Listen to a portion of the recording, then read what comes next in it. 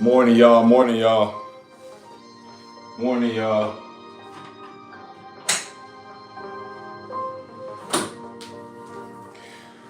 It's good, J Lamb. Hey, man. Same to you, bro. Happy early Thanksgiving. We got to cook today, man. It's crazy when you got to work the day before Thanksgiving. One or two things gonna happen. I'm gonna be up all morning. I'm sorry. I'm gonna be up all night trying to help cooking, or we gonna have to wake up early and do it all morning. We'll see. Morning, Miss Lady J. Morning. Appreciate you for tuning in as always. What's good, Hamid? What's good? Yeah, you got to multitask. That's the name of the game these days. All right, y'all. Today we doing a back workout. Got my Diddy blocker on, you know what I'm saying? Toga style. You know what I'm saying? Gotta make sure, I ain't wearing no drawers today, man. I ain't gonna lie to you. I ain't wearing no drawers. So I ain't gonna make sure we keep it respectful. My grandmother be watching this. All right, but today we got back, as I said, a brief fitness update. I don't know what the scale's gonna look like this week. It's been a crazy week for sleep for me. Been a crazy week for dieting. I haven't really been eating any junk food or nothing like that. But this week I was craving some sugar. Like I was just craving some sweets. And man, I found this like peanut butter ball recipe. Basically like this recipe where you can take a little bit of peanut butter, a little bit of soft butter, and a little bit of powdered sugar. You mix it all up in a bowl, ball them up, and then I dip them up with some chocolate. And then I put them in the refrigerator or the freezer for like 20 minutes. It's like my own homemade Reese's, bro. I made like 20 of them shits. And by day 2, after cooking them things, I only had like 10 left, bro. We got one more of them motherfuckers left, and I made them like on Monday. So that's been my one little cheat thing. So I don't really know what the scale is gonna look like. I do know my numbers in the gym have been improving, all that stuff, but we're gonna see what it looks like. If you don't know what the context of this channel is or these lives are, if you first time tuning in, every day, Monday through Friday, we pull up, we do a workout. I go through all the workouts that I'm doing, and then at the end of the week, I share a fitness update. Right now, I am in sort of like a cutting phase. So each week, my expectation is to get stronger and to lose weight. So just for context, also for those of you guys who don't know, this is a tonal machine. So most of the chat should be, repeat guests, but I know a lot of people are new. So here we go. Let's go ahead and get this first set in, man. Oh, warm up set.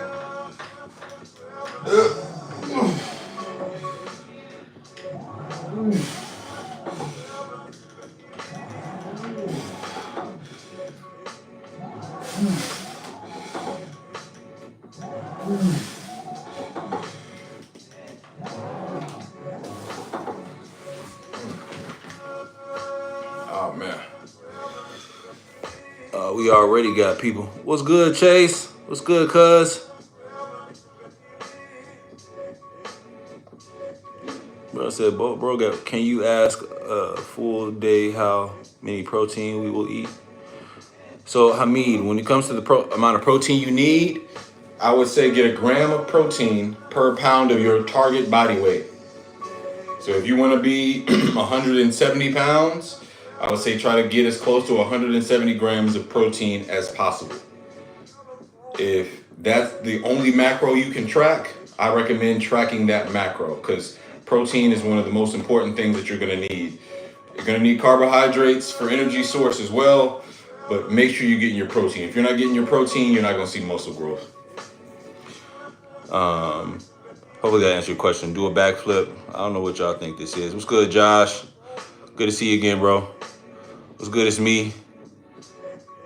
I said what's up to my cuz. What's happening, cuz? Can I flex? Bro, this ain't what the fuck y'all think this is, man? This ain't no bodybuilding show.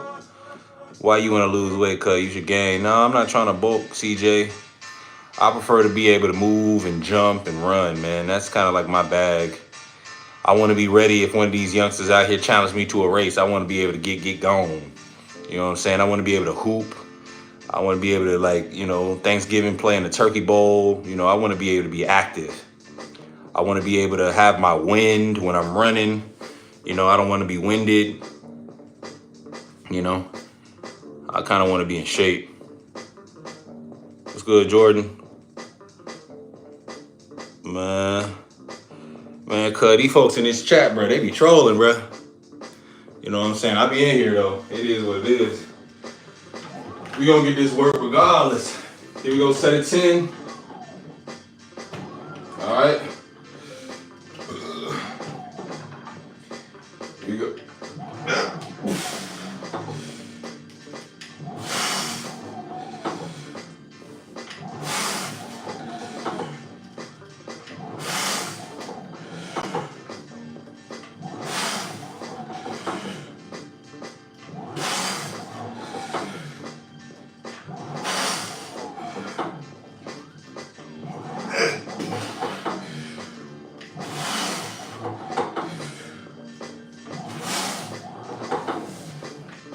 Woo! Yada, yada, yada. Sheesh, what's good, Tracy? What's good, Shanky? Have you ever bought a Mata? What's that, David? I don't know what you're talking about, man. But yeah, bruh. Hey, man, we can talk about this working out stuff. I'll guide y'all through some of these workouts. But right now, what I want to talk about, what's going on with y'all boy Drake, man? What's going on with your boy Drake, man? What's wrong with him? The man went to the courts and said, "Oh, UMG. UMG. Kendrick said I'm a pedophile. Get him. Why won't you get him?" I got kids. That's how they do the tantrum. When kids have a tantrum, they do that little shuffle.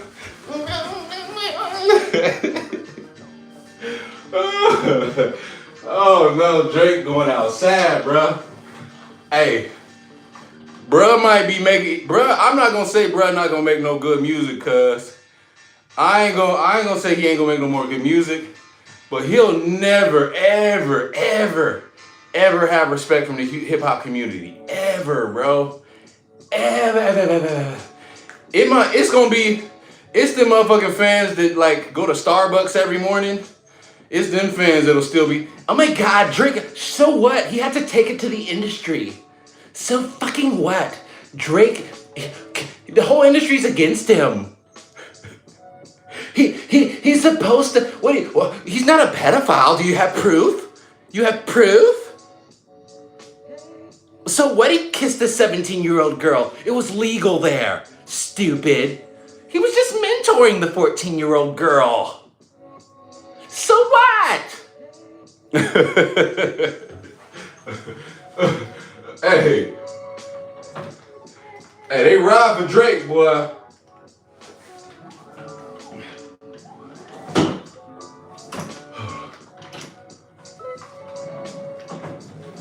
Get this set in. Here you go. Yeah.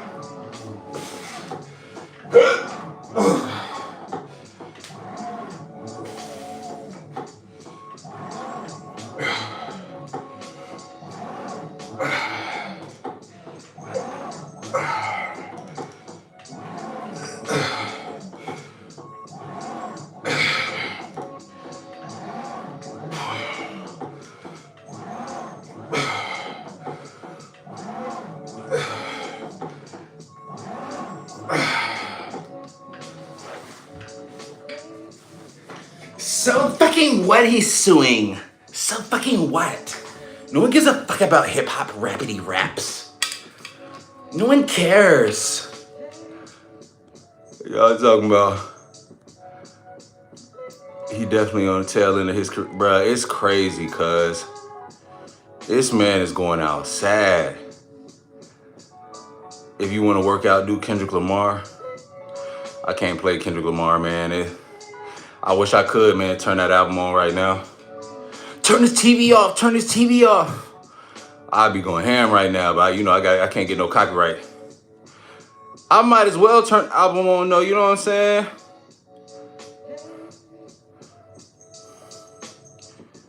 What's good, Rain? Morning. I'm gonna check it out here after this workout, cuz. And you got the ass bakery. Yo, fam, niggas is wildin' this morning. Hey, who was I listening to? I listened to a creator. I say it every day, bruh. People be thinking that working out bring out the ladies. Working out bring out the creepy ass niggas, bruh. What equipment are you using? I'm using a Tonal taboo. Right, don't be laughing at that cake, that bakery comment. The heavy breathing is too much. Why can't you? It's background noise, cuz YouTube is very particular about that shit.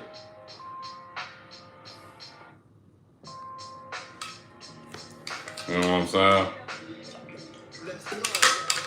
YouTube is very particular about that shit. Last thing I want is a motherfucking copyright strike. Doing cardio, good shit, love savior, RL. Good shit. Yeah, man, what's up with this nigga Drake, man? What's up with y'all boy Drake, man? What's that boozy mean? Come on, man. Come on, man. Come on, man. Come on, man. Come on, man. Here we go, let's get this in. I want more weight today, man. Let's get more weight. Let's get more weight, man. Drake got me angry this morning, bro. Drake got me angry, man.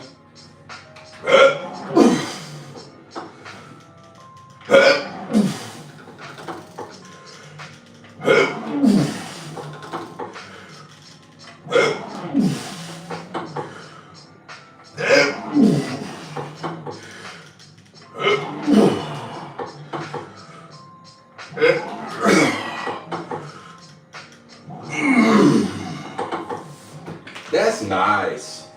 That's nice. I'm getting stronger, y'all. I'm getting stronger, man. It's crazy. We getting stronger, man. What am I hitting? Hitting your bit? No, I'm playing. It's tonal weight, so you'd have to convert it. Tonal weight's probably like, there go the heavy breathing. Bro, I need that little exertion. I need the little exertion of, I don't know. It kind of creates an adrenaline response. Anytime you want to artificially create an adrenaline response, what you're supposed to do is like quick breaths, get yourself amped up, and the same thing tends to apply in the gym. Look that shit up. That ain't fake. Look it up. But man, hip hop is in an interesting spot right now, bro. Hip hop is in an interesting spot.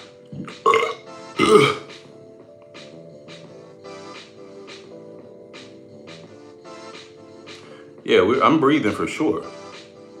Oh, you clowning? Oh, okay, I can't tell. Look, I'm so used to people trolling JD.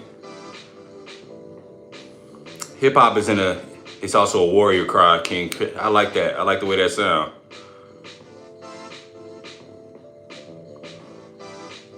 This man said he exercising his right arm to the devil's hub. That's crazy. Hey man, fight that lust demon. Fight that lust demon. Here we go. Let's get some more. Let's get some more.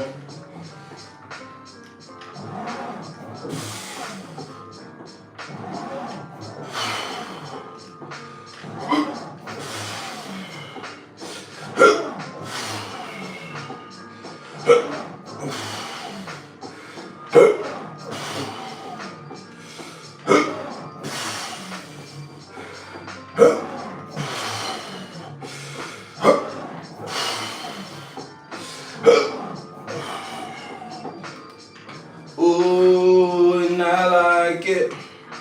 You said tears on my spine, and I need to look at you. yeah, man. But Queens in the building. Where am I from? Man, I'm a military brat, man. All my family's from Gaston, Alabama. I went to high school though in Federal Way, Washington, Western Washington. And I'm currently in the DFW. Been living here for the last, 5 years? So I moved around, man. As a military brat, you move around like every 2 years. Shout out to all my military brats. If you were a military brat, got family in the military, you know what I'm saying? Or your parents were in the military brats. I've lived in Fort Leonard Wood, Missouri. That's basically St. Robert, Missouri. I've lived in Fort Campbell, Kentucky, by way of Clarksville, Tennessee. I've lived in Fort Sill, which is Lawton, Oklahoma. I've lived in Fort Bliss, Texas, which is El Paso, Texas. And my last duty station was Fort Lewis, McCord, out of basically like Lakewood, Tacoma area, but basically Seattle, Washington. So my folks retired in Fort Lewis in Seattle. And as a result, that's where I went to college, 2 years of college and a year, middle school and high school, basically. Their last duty station was between Germany and Seattle.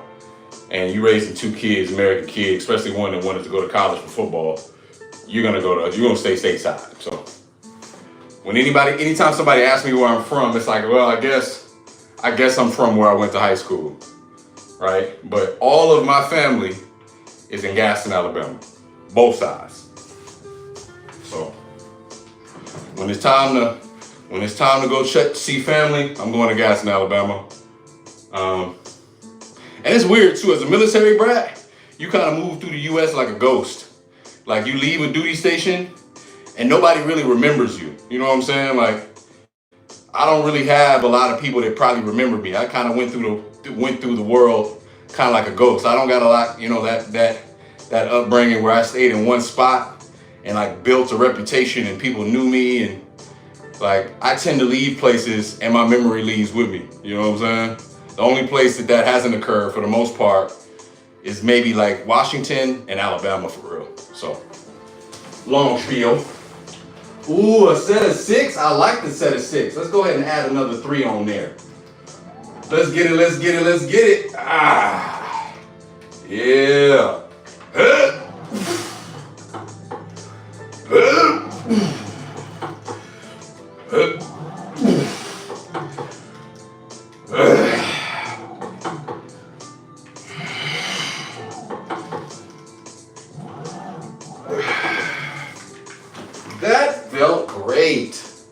That felt great. That felt good.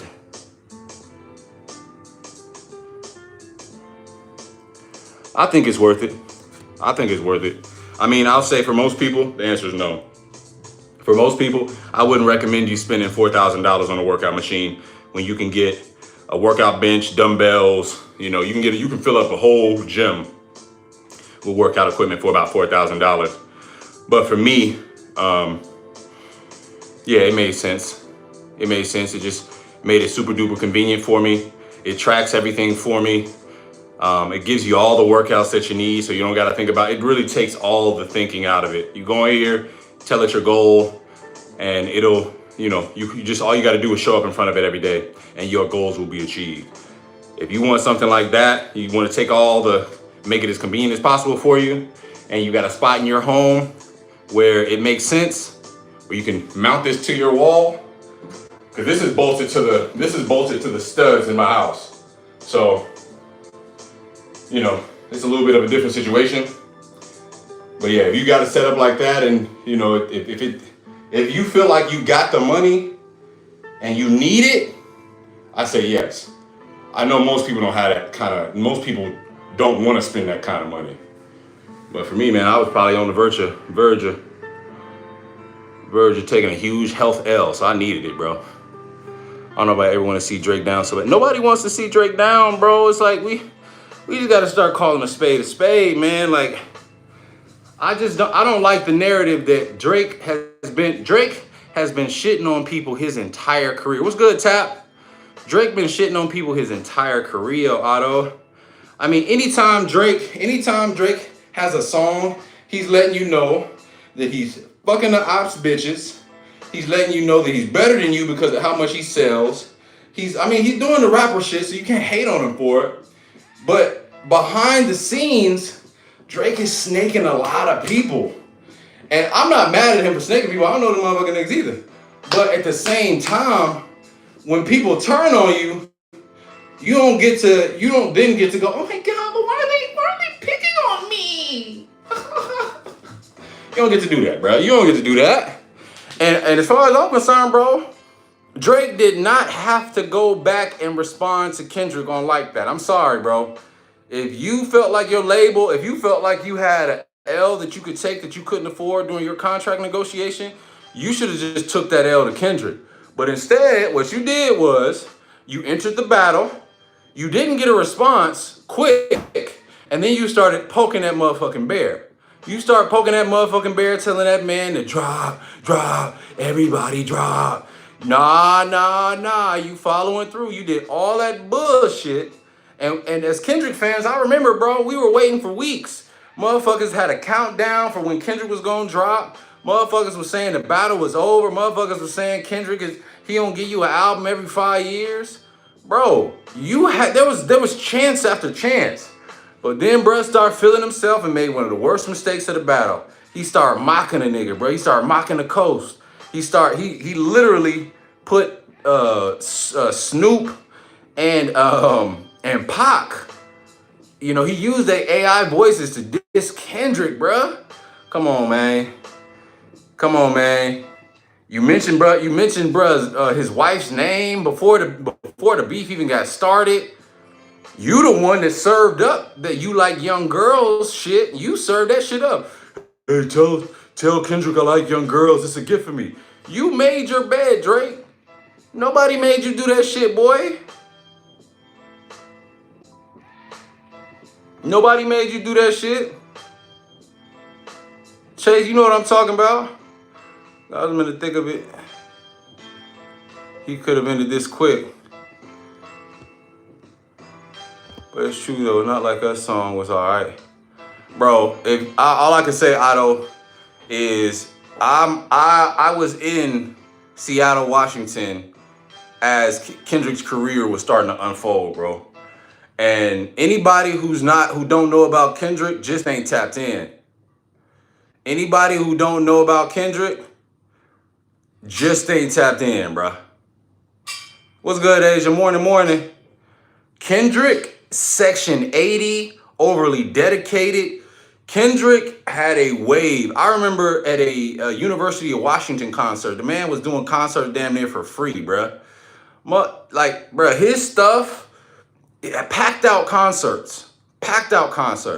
It's kind of like, the West Coast is kind of like its own thing. Like you may not understand why Dom Kennedy is popular. Some people may hear Dom Kennedy and go, why is Dom Kennedy popular?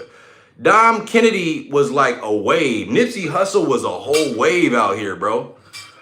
So all the support that Kendrick is getting, all the support that he's getting is coming from a coast that, quiet as kept. Some of the most dense population areas in the country, bro. You talking about California. Like, don't do that. I definitely understand, like, the style. Like, some people might not like his style. But what we not gonna do is act like Kendrick didn't have a wave in the city. If you haven't heard Overly Dedicated or Section 80 by Kendrick, I kindly encourage you. It's kind of like the same thing. Like, people sleep on artists that I love, like Big Crit. Like, dog, y'all be sleep. People act like Drake is the only talented rapper. And it's like, bro, I don't know what y'all paying attention to. I don't know what y'all paying attention to for real.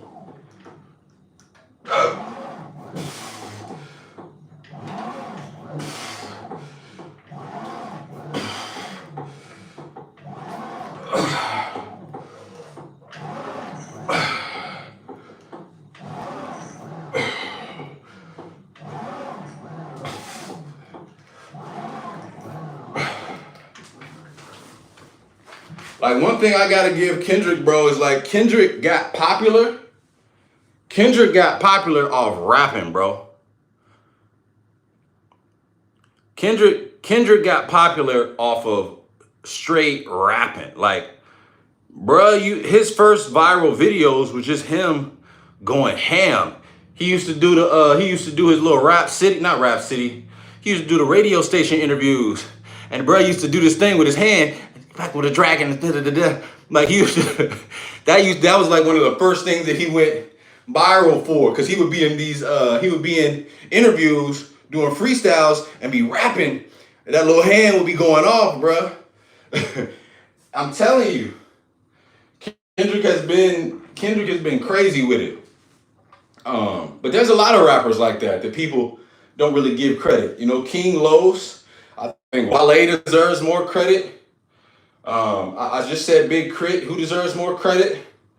You know, there's a lot of rappers out there, and I think from the mainstream, you know, people don't realize Drake really kind of got on, bro, on some singing shit, and it was cool. Yeah, like, I loved it, because it was like these.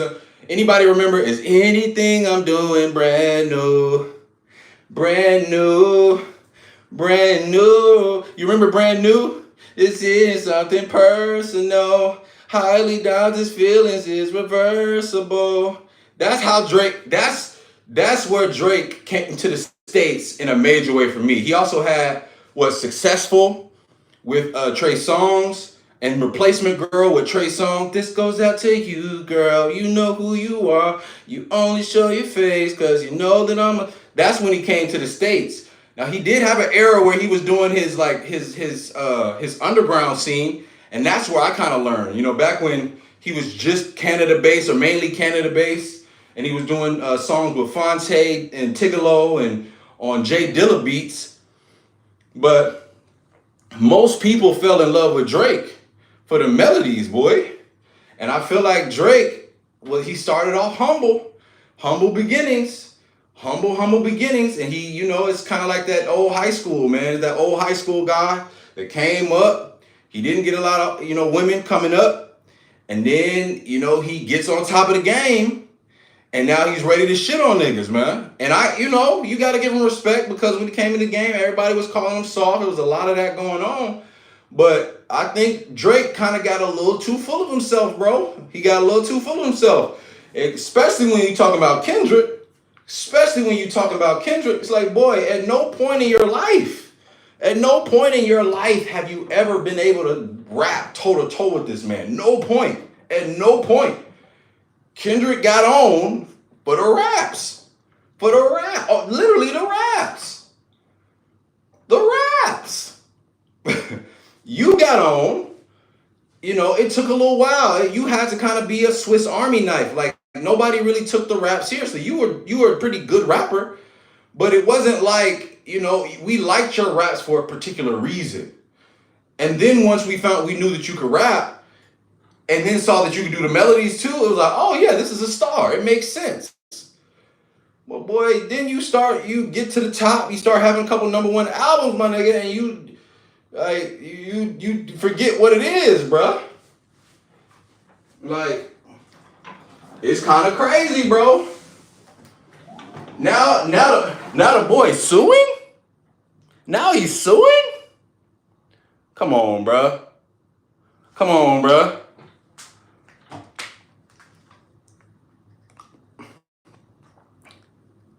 Man, look, Wayne going into the studio. Here's what I'm gonna say. Chase. And Kendrick can sing a little bit too. Here's what I think, fam. I think Wayne has really disappointed me. For real, my nigga. Like, Wayne has disappointed me. He's not self-aware, bro. I don't know why nobody on his team is telling him, bro. You literally, by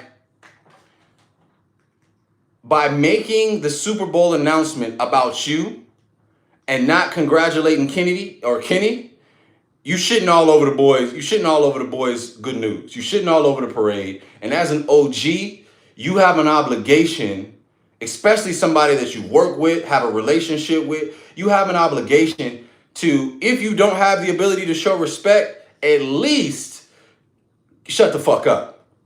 But instead, Wayne has been doing that shit where he is, I feel like when I heard the news. Wait, where's Weezy? He ain't that deep.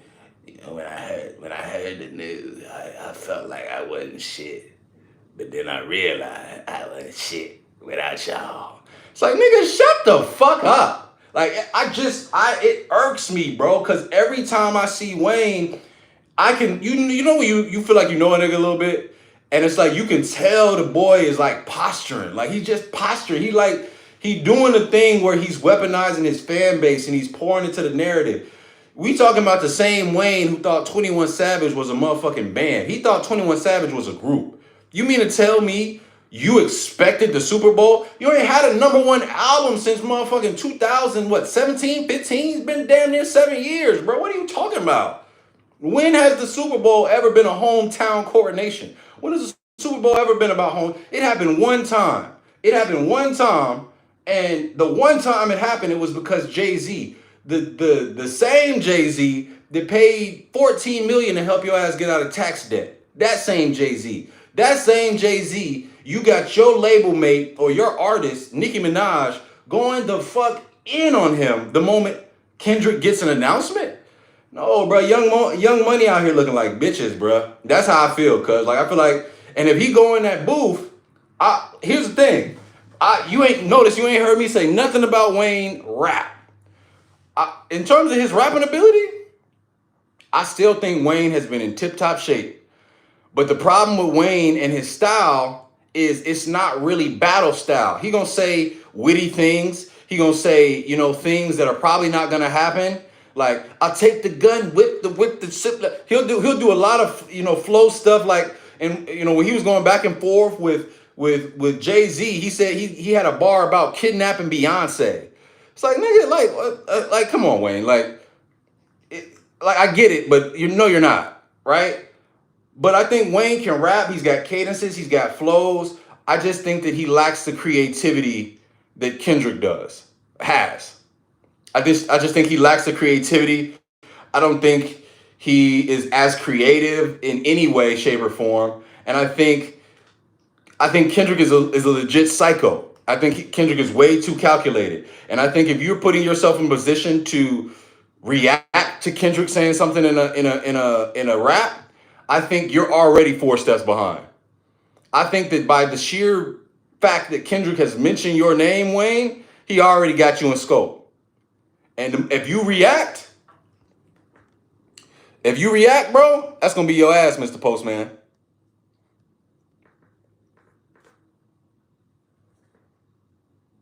So, bro, he's in shape, bro. He's in shape. He is in shape. Like I said, cuz I think Kendrick right now is primed and ready, and I think he's angry. I think he's angry. All right, here we go, y'all. I'm sorry.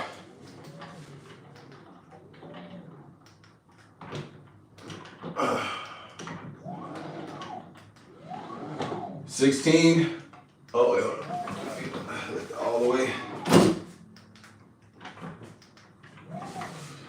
All right, here we go.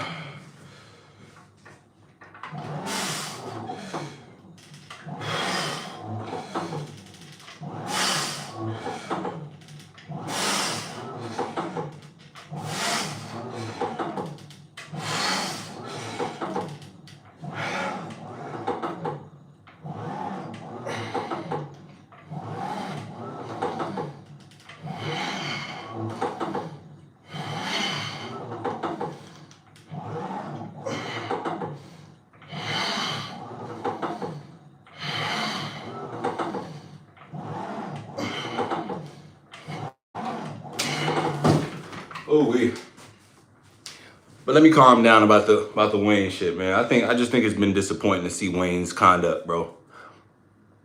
Honestly, I just think it's been disappointing. I think Lil Wayne, as an elder, should be a lot more. He should have a lot more tact. and hear him come across like a victim of the Super Bowl, like to hear him act as if he should have some major disappointment or major shock and surprise that the Super Bowl didn't select him. I just think it's fake. And I think he's playing on the ignorance of his fan base. The ignorance of his fan base, meaning people, the idea that Lil Wayne should expect to be the headliner of a Super Bowl in New Orleans, the idea that that's a thing is ridiculous. It's just ridiculous. Oh, it's absolutely ridiculous. Makes no sense. Let me raise my desk real quick.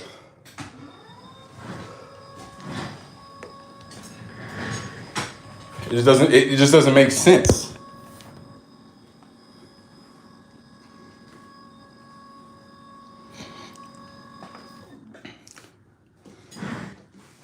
Yeah, man.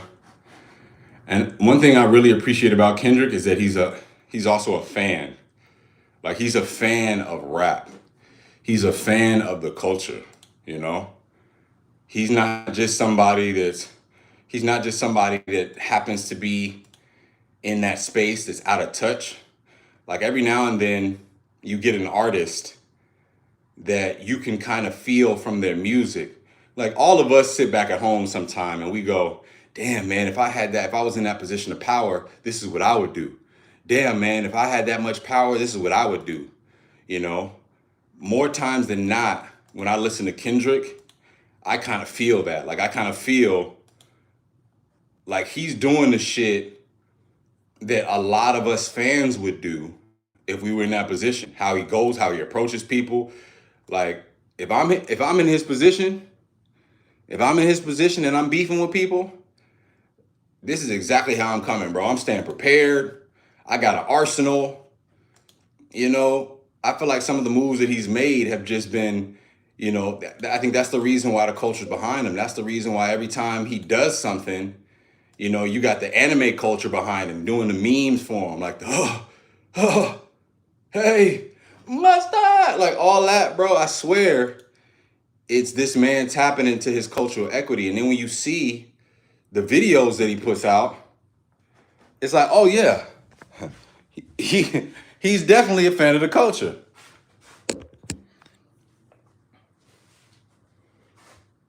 I probably should have left this desk down. Let's see here.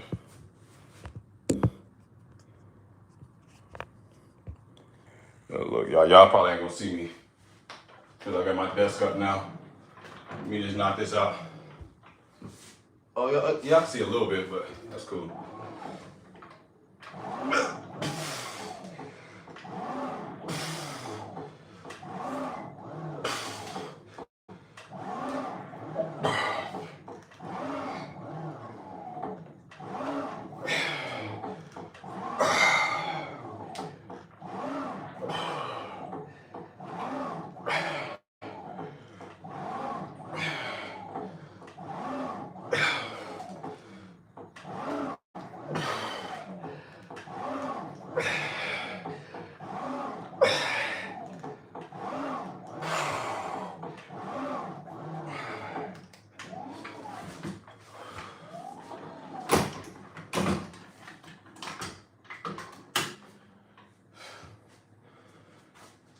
Whew.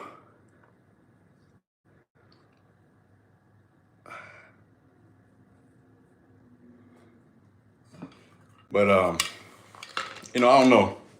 I think really, bro, the thing I'm really curious and interesting to see is just how what happens with Drake's career moving forward. You know what I'm saying?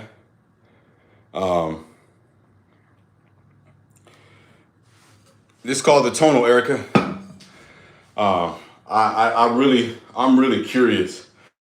Like, I'm very resistant to say that it's over for Drake completely.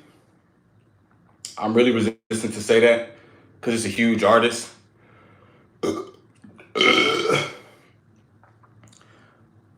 Appreciate you, Erica. Um, I'm reluctant to say that it's over for him, but when it comes to hip hop, talking to the authorities, you know, flagging down the proper authorities over a rap beef is the least hip hop thing you can do, bro. And I agree. 360. And I definitely think that people are still gonna listen to his music. I just think that the thing about Drake's brand is that Drake finds a lot of value in being able to say, I'm the best, I'm the top of the game, I'm him. Like, I won't say that he won't be able to make music that people listen to. And he might even grow in popularity if people think that he's an underdog. But I think there's going to be a little something taken off of his records where he's trying to come back and go, well, I'm still the GOAT. I'm still the best, Drizzy Drake. I think it's gonna be hard, bro. I think it's gonna be hard for people to take that seriously. And when you talk about your elders, especially the Jay-Z's, the Nas's, the Jadakiss, like when you talk about those cats, it's tough, bro. It's tough. It's tough to lose the respect of your elders and still be out here with your chest held high in this genre. It's tough. It can work for 6ix9ine. It can work for 6ix9ine, and because he's not really after the respect that I think Drake at least at some point wanted. But Drake, like, it's a legacy stain, bro. It's a legacy stain for sure. Talking to the folks over, yeah, bro. And cause Chase, bro, the problem I have with it is this does not come up if he won the battle. This don't come up if Drake won the battle. Hey, Taylor, if you don't know why I'm talking, Taylor, I can just remove you from the conversation, that's all. Do y'all feel like Jay-Z has been masterminding the Young Money takedown? It's tough to say, Erica, because when it comes to Jay-Z, he's also got a relationship with all of them. You know what I'm saying? He's got a relationship with all of them. And so, when you talk about Jay-Z paying $14 million in Wayne's taxes, when you talk about him like literally kicking it with these boys, I think there was a report where he was kicking it with them, not some months ago. There's pictures with him and Wayne together. It's tough to say that he's masterminding something. You know what I'm saying? It's tough. And that's true. He could be hiding in plain sight. But in my humble opinion, it just lacks the motive. Jay-Z is already at the top spot. We kind of accept that Jay-Z is number one. Anytime somebody has a top 5 list, you're still allowed to add Drake potentially to their top 5. People always say, okay, give me your top 5 rappers, but we're not talking Tupac, Biggie, or Jay-Z. Just get them out of there. Like, it's a foregone conclusion at this point. Your wife is Beyonce, bro. You know what I'm saying? Like, what's the competition? Drake had one chance to get his Beyonce, and that was Rihanna. And boy, he blew that. That baby it's gotta hurt, bro. When your Beyonce walk around pregnant every other month, walking around with A$AP Rocky, another dude, a dude you might think is corny, a dude that you might feel you're more popular than. You know how bad it messes up a man's ego that somebody that he feels like is beneath him got his girl? Drake was in love with Rihanna. I say all that to say, I don't know what Jay-Z has to gain from that. I really don't see what he has to gain from that.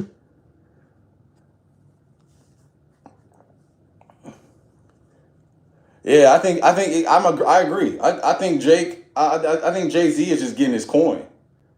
And I think when it comes to Kendrick this year at the Super Bowl, it just makes sense. The boy just had a crazy year. Here's my question, right? If Jay-Z is conspiring against Young Money, then why would Jay-Z have offered Drake the Super Bowl already? Supposedly reports are that Drake turned down the Super Bowl offer. You know what I'm saying?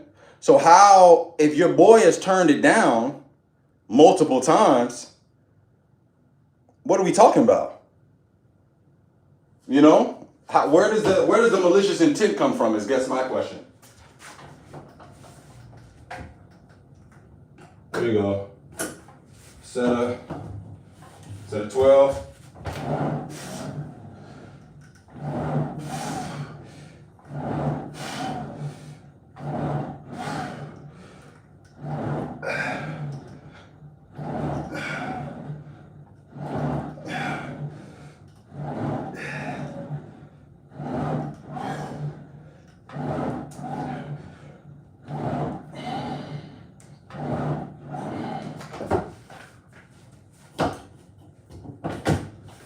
Like, that's my thing. Jay-Z done already offered y'all the Super Bowl. Your boy said no.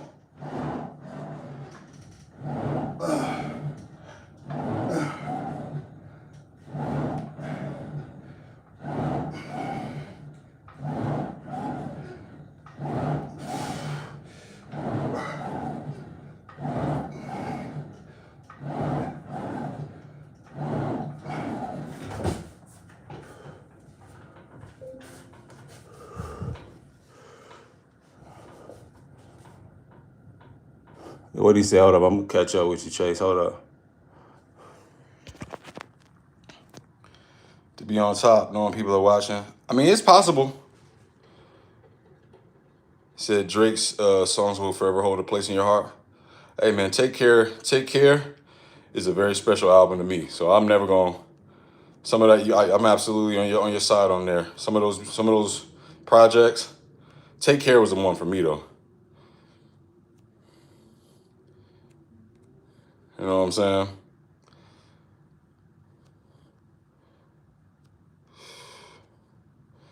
Eric, if you're on top, you shouldn't have had to drop as frequently as he does.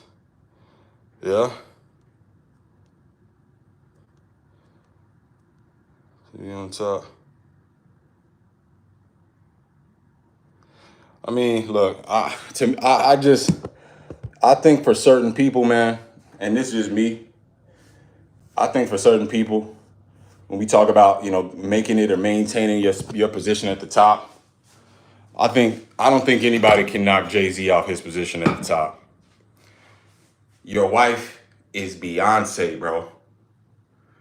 Your wife is Beyonce, bro. Beyonce by herself is the most prolific, dominant, talented artist of the 21st century by a lot of people's accounts. I'm not saying Jay-Z would need to rest on his laurels, but if Jay-Z sit at home and just motherfucking make pancakes, he won already, bro. He won already, bro. He won already, bro.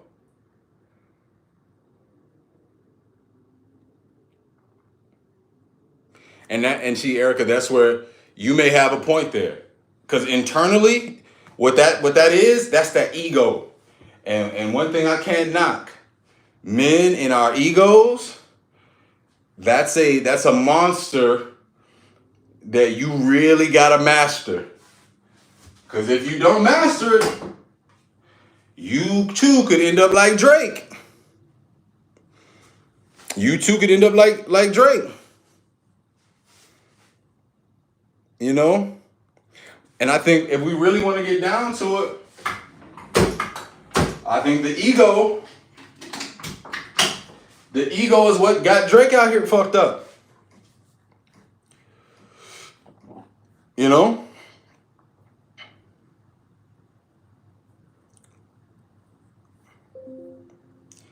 I agree. I agree, Erica. I agree. That ego is scary, boy. Because, like I said, I think we got a peek at Drake's ego when he started, nah, you following through. I think we got a peek at Drake's ego when he started mocking Tupac and the entire West Coast. I think we started to get a peek at that ego, you know?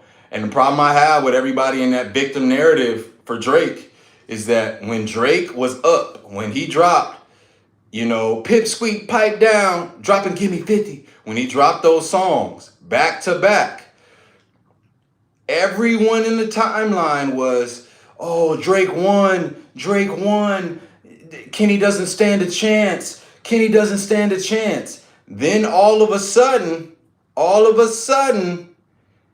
the whole industry's out to get him. Oh my God, this wasn't fair. We knew Drake was gonna lose from the beginning. It's like, bro, when did that happen? Because I was a Kendrick fan. I was a Kendrick fan in these streets, bro.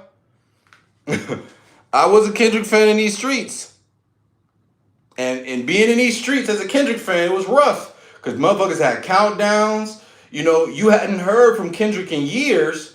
And all you heard was like that. And you didn't think, like in your head, you kind of had to go back and forth and go, well, he wouldn't just drop like that and just not respond to these disses by Drake, right? It was a question for a second.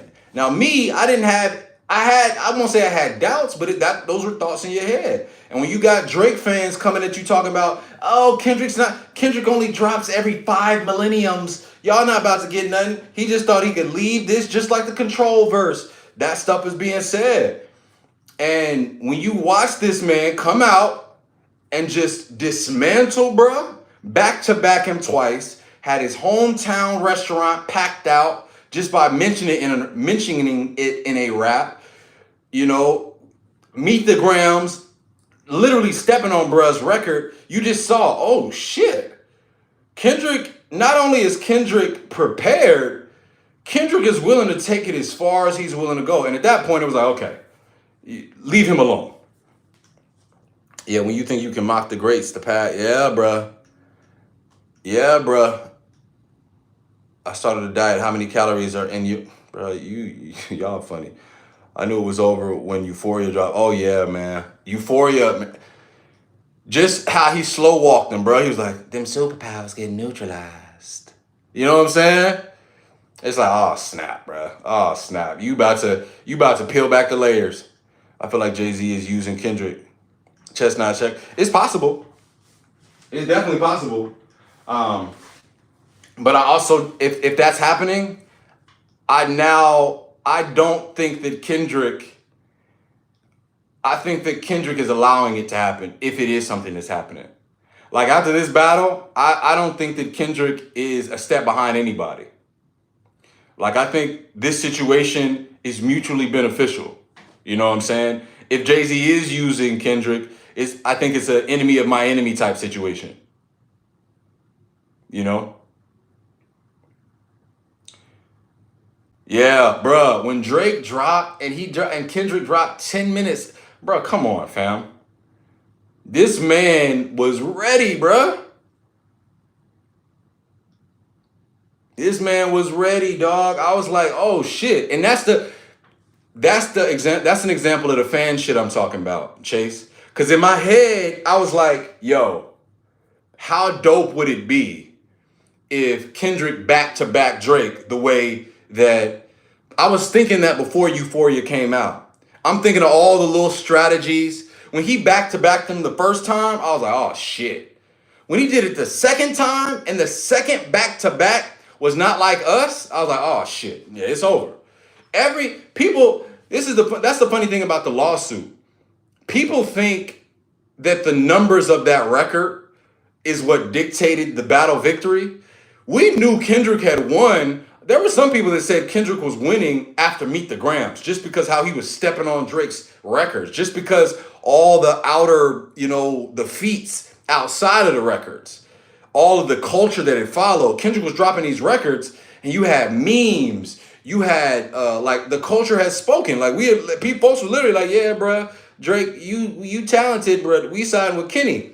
By the time we got to Not Like Us, bro, It was over. Didn't nobody give a fuck about streams. Matter of fact, most Kendrick fans didn't feel like Kendrick's records were gonna stream as well as Drake. We kind of knew that. Nobody's ever judged a rap battle that way. It's all these new fans, these fans that aren't really fans of hip hop that assess things. It's Drake fans that assess shit like that. But most of us didn't even that we weren't judging it based on the fucking numbers. When Not Like Us dropped, everybody was like, okay, it really doesn't matter what Drake drops at this point. If Drake don't come back and have a smash, undeniable hit, it's a wrap. And when he dropped the Heart Part 6 that was full of shit that he fed him the information and or him confusing the bar and Mother I Sober, it really made Drake look human, bro. It was like, yo, bro, I thought you were more intelligent than this. Yo, bro, I thought you were more calculated than this. It's like, you mean to tell me you poked this man like this and this is what you got? You don't got a vault? You not more prepared than this? Where is the Drake 7 a.m. in Toronto, 6 a.m. in Toronto flow? Where is that at? It made bro look human. It made bro look human. It's like when we needed prime Drake, we couldn't get it. He kept giving us, and Family Matters, I'm not going to say Family Matters was a bad record, but it wasn't the Drake that needed to come out in this battle, in my humble opinion. That double time flow that Drake does, it's a great flow, bro. But you got to rap, my nigga. Bruh. And Chase, what's funny about that? Kendrick literally used Drake to roll out his West Coast flow. It's like you ever seen a nigga get lined up? You ever seen somebody in the hood and they come in the neighborhood and everybody just kind of peel back watching them yap? It's like it's somebody that come in and be like, man, nobody whoop my ass, nigga. I'm the best. I'm the baddest in this motherfucker. I'm the baddest in this bitch, dog. I'm the baddest. And then it's a nigga lining them up like, really? You are, huh? Yeah, you are, ain't you? Yeah, hey, you are, huh? He ain't gonna, what'd he do? What'd he do? He did that? Damn, that's crazy. That's crazy, right? Yeah. And they be watching. They just be watching you, right? And they just let the nigga talk. And then as soon as bro that's yapping think it's sweet, bro, yap. And that's exactly what happened, bro. That's exactly what happened. Yep. Family Matters was nice, but it was like, and I think Drake, that's why I think the ego came out as well. Drake thought that all he had to do was drop a music. He thought his fandom was so large that by him dropping a music video and having those little motifs and having the jewelry, doing all the stuff, he thought that was going to make such widespread news and be so disrespectful and put so much salt on Kendrick's name. He thought that was it. He thought that was all he was going to have to do. And Kendrick was like, that's it? That's all you got? Yeah, come on. We got a long way to go. And by that point, bruh, his win was over. It was over. I feel like the impact hit Drake hard, and it simply will take a minute to recover. He needs to go. Bro, everybody's been telling Drake to do that, Erica, since the very end of this battle. And his fans would be like, no, I ain't going. Why does he need to go away? Because Kendrick, hell nah. He need to keep making music. That's what he's been doing. That's what everybody's been telling Drake, bro. This can be over, but you just need to get out the way. And instead, Drake has dropped 100 gigs, which kind of fell flat. He's dropped song after song after song. He's still dropping memes, trying to sub niggas. He's still doing the stuff where he's trying to egg his fans on. And I get it. As a Drake fan, y'all on life support right now. A lot of Drake fans, I won't say because I'm a Drake fan as well, but a lot of people who chose that side to win, a lot of them on life support right now. A lot of them are kind of like, yo, bruh, like, Drake, give us something, man, please. It's hard out here, But, it's all falling flat. And to your point, Erica, most of us, that's where the ego comes in again. But most of us have known from the very end of this battle, hey, Drake, you're going to have to tip away, let people miss you, and then make some of your best music that you've ever made. Just be patient. I even think records like Circadian Rhythm and No Face would have done a lot better if you would have just put some distance between you and the battle. Like drop all that shit on a project, get some of your melodic shit. Some of those records that he dropped right after the battle, honestly, in my humble opinion, were some of the best records we had gotten from Drake in the last couple years. I wasn't a huge fan of the first version of For All the Dogs. I wasn't a huge fan of that. Circadian Rhythm and No Face and a few other records, those are some decent records, bro. If he would have like waited, I think those would have rolled out. But when you're so close to this moment, and we've heard Kendrick give us different flows, different angles of how to, attack, different levels of artistry, you just don't pair well, bro. You just don't pair well anymore. It low-key sounds stale. It's kind of like a generic rapper now, and I never thought that with Drake before. They all fear being out of sight because hype, yep, that's that ego again. Kenny dropping shit in 90-day increments and it's pushing Drake out the picture. Yeah, bro. And that's the thing. Kendrick is, the thing about Kendrick is not only is he saturating the market with his music, but the wave of culture that comes with Kendrick each time. When you look at all of the corporate entities, Mustard! When you look at all the anime pages, like artists love, depicting Kendrick as this anime legend. Like we're watching Kendrick right now create lore every time he drops. Every time Kendrick drops, it's like a new feat on his, like anybody who's like any anime or comic book lovers out there, y'all know anytime you read a new comic book or a new anime, one of the best things that you get to do, for your favorite character is you get to add on to their feats, right? Because in anime chat rooms, I'm a nerd ass nigga, bro. Anytime you get in like anime chat rooms or anime forums, one of the big things that people like to do is like composite Superman versus composite Goku. Composite meaning, every version, every iteration of this character versus every iteration of this character. Or they'll go, Dark Knight Batman or Batman Hush Batman versus Saiyan Saga Goku. Who wins? And anytime Kendrick has added a new feat, anytime he's dropped a new project, it's been like a new feat, bro. The Drake saga it's like a completely different feat. Like Kendrick is an anime legend now. He's got feats now. It's over. Like the boogeyman persona that he's created, it's real.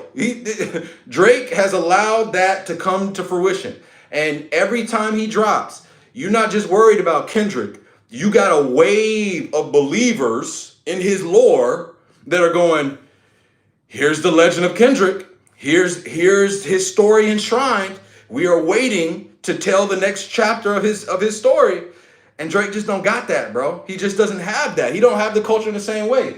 What Drake has is them motherfuckers in Starbucks that don't really give a fuck about hip hop. Couldn't tell you, couldn't really regurgitate, outside of the mainstream.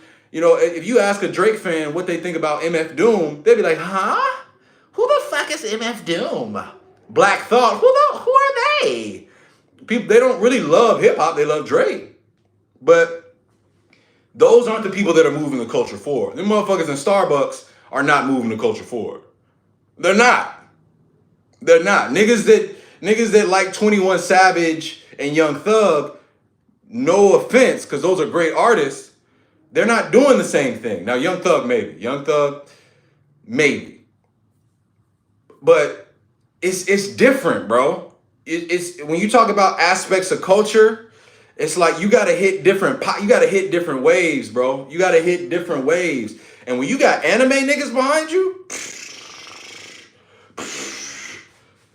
it's done, bro. It's done. The anime crew? Nah, bro. It's done. It's done.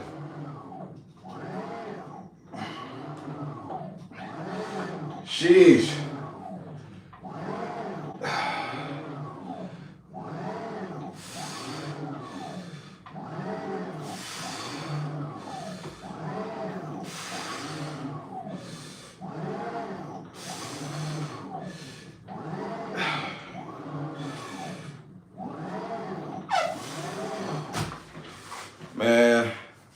Say, I'm gonna pray for him.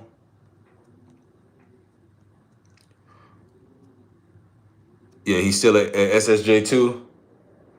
Drake needs a break too, Evolve. I agree. I think this will be good for his evolution because I think what Drake needs, I think he needs a good little slice of humble pie. That's all. That's all. I think he just need a little humble pie, man.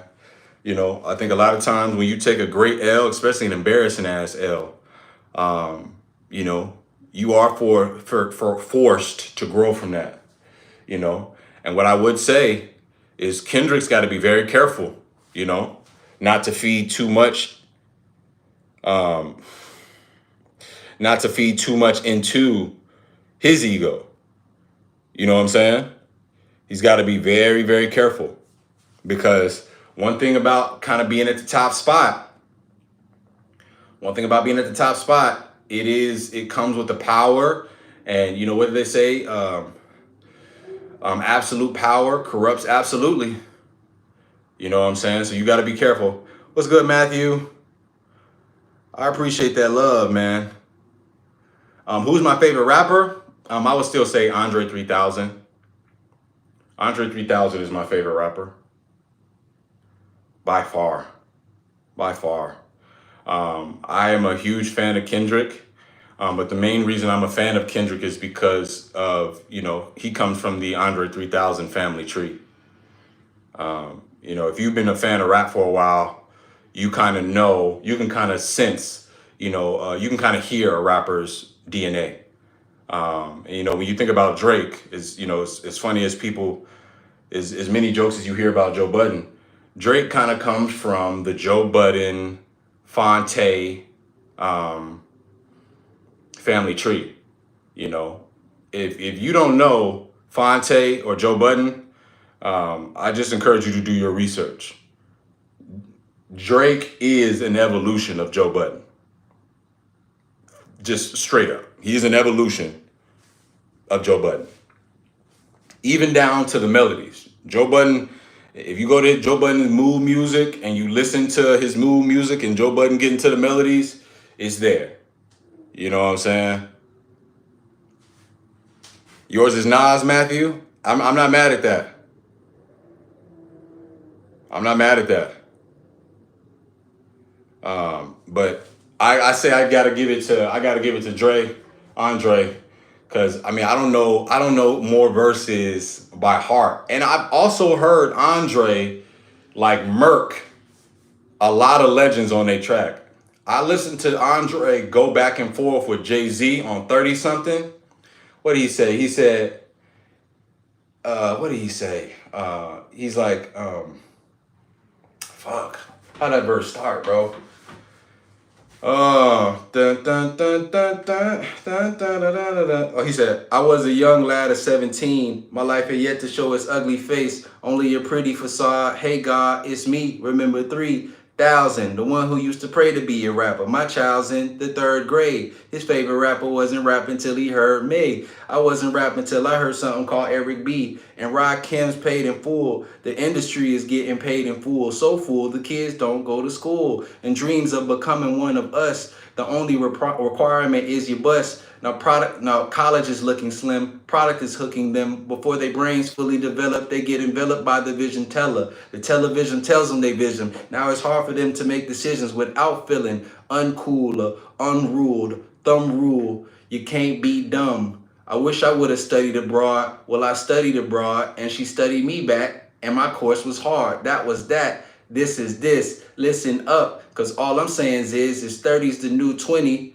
30's the new 20 for them wheels as well. They looking for a mic or some pills to sell. While them girls are steady graduating and niggas steady on the corner hating, debating, or should I get the new J's or the Kobe's? And they rolling so they wide awake for 4 days. I'm a G. Engelman. Let's get reacquainted. I am Andre Benjamin. Boy used to go hard, bruh. Bruh. Bruh used to go hard, bro. Bro used to go hard. Bro still go hard. And then you got verses You got the throw some deep. Ain't a hood nigga, but a nigga from the hood. See, mama stayed on me, so I came out pretty good. And if we wanna try sucker now, we can do it. Haha, sleep. Count 'em for sheep. Count 'em for the rest of your life. Haha, your partner got away, but now he vegetable like. Like Andre is fire, bro. Fire. I could go. You could go on, bro. Like what's another verse I know? Um. He got a verse on chronometrophobia that I love. Lord be having mercy on my soul. I'm having the impression that my life gonna be a bowl of cherries, but it's very hard for me to cope. Got tired of being broke. This AT alien ain't got no time to sit and mope. Made up my mind while y'all made up y'all beds. On the cold wooden floor is where I lay my head. Like, bruh, deep. And you could go introspective, Andre. You could go up tempo flow, Andre. You could go where what was his? He had a verse on Channel Orange. I don't know that verse by heart. He was like shower them with darling tips. Guarantee your city remember your whole name. You throw that whole scholarship. All them hoes not equipped. And it saddens me. I see the pecking order. Quote unquote bad bitches work the whole flow. Those that get laughed at or nerds that get laughed at come up in a corner like a lab rat. Nobody wanted or something. I can't remember the verse, but bruh, fire, bro. And I'm destroying Andre's flows. And this is before you even get into I know you like to thank you. Don't stink, but lean a little bit closer and see roses really smell like boo boo boo. Yeah, roses really smell like. Better come back down to Mars. Girl, quit chasing stars. Happen when the dough gets low, bitch. You ain't that fine, no way. Andre's hard, bro. Oh.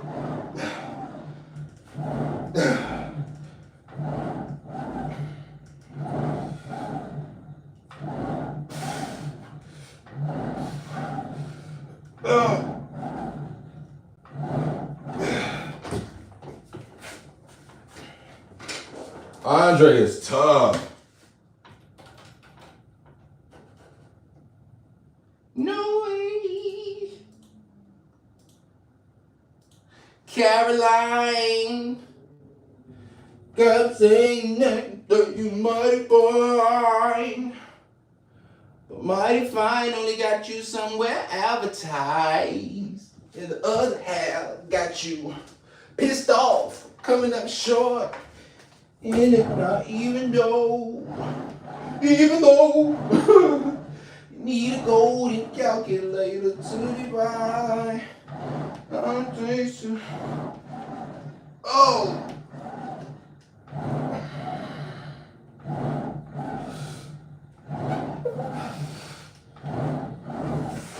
Like, if folks got Andre fucked up, bruh. Wale is fire too, Xavier. I agree. Yup. The fear of clocks. The fear of time. Erica, you on. You know your stuff, Erica.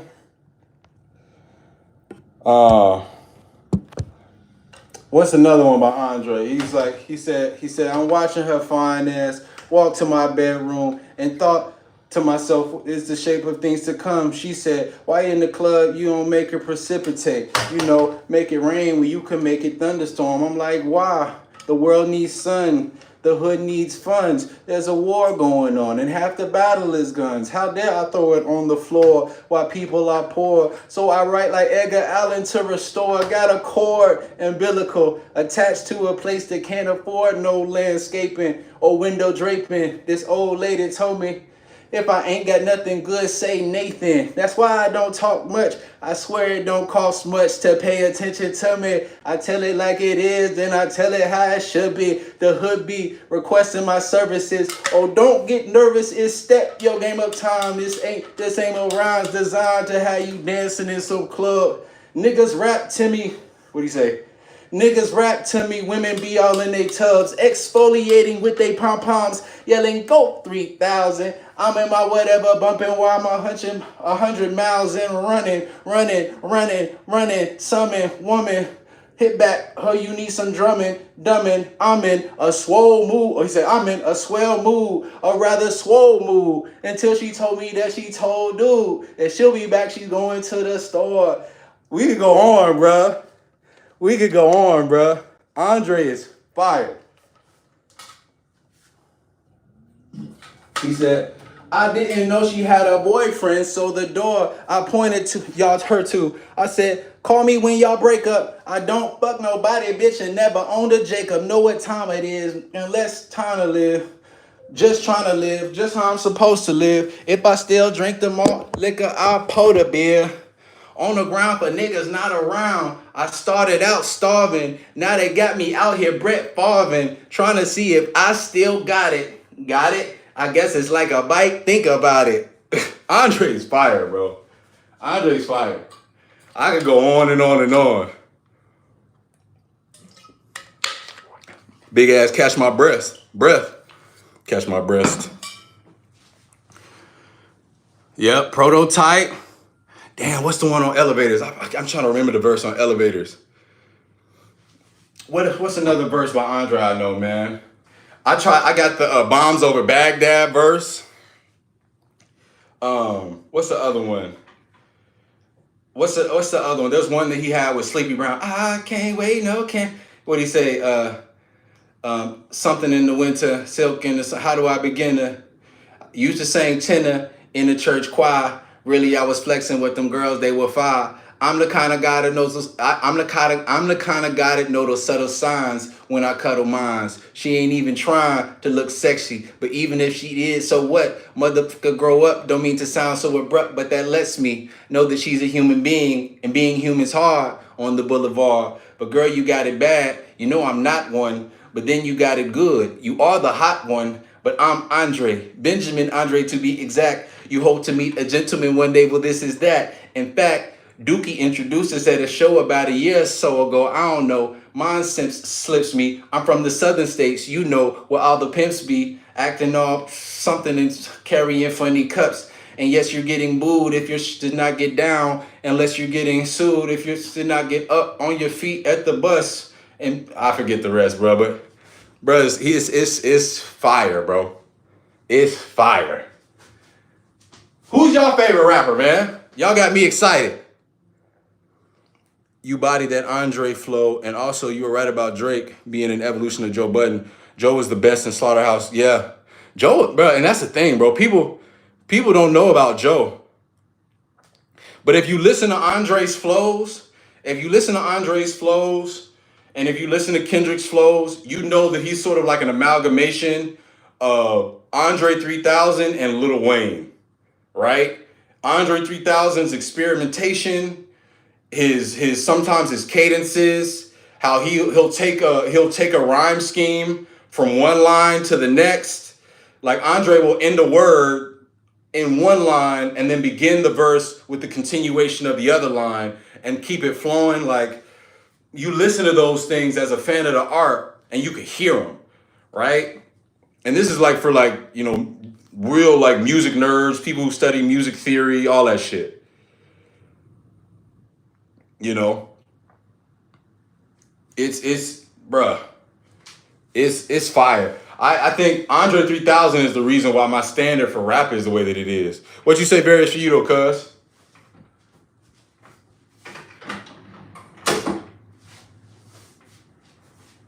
I ain't got no mind.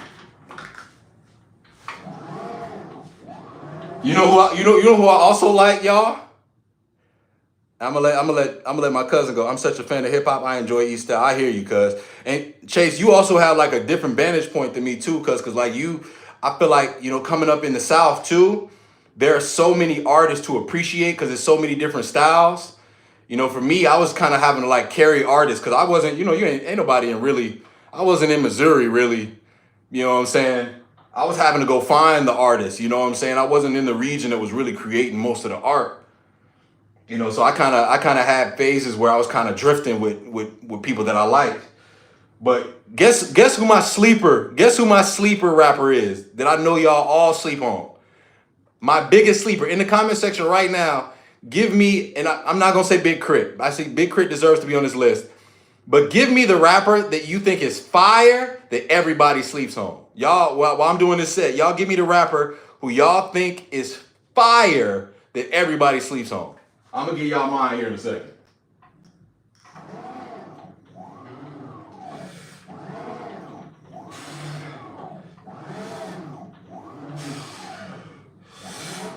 I'm gonna give y'all my sleeper pick rapper. And I don't think anybody's gonna guess. Nobody gonna guess.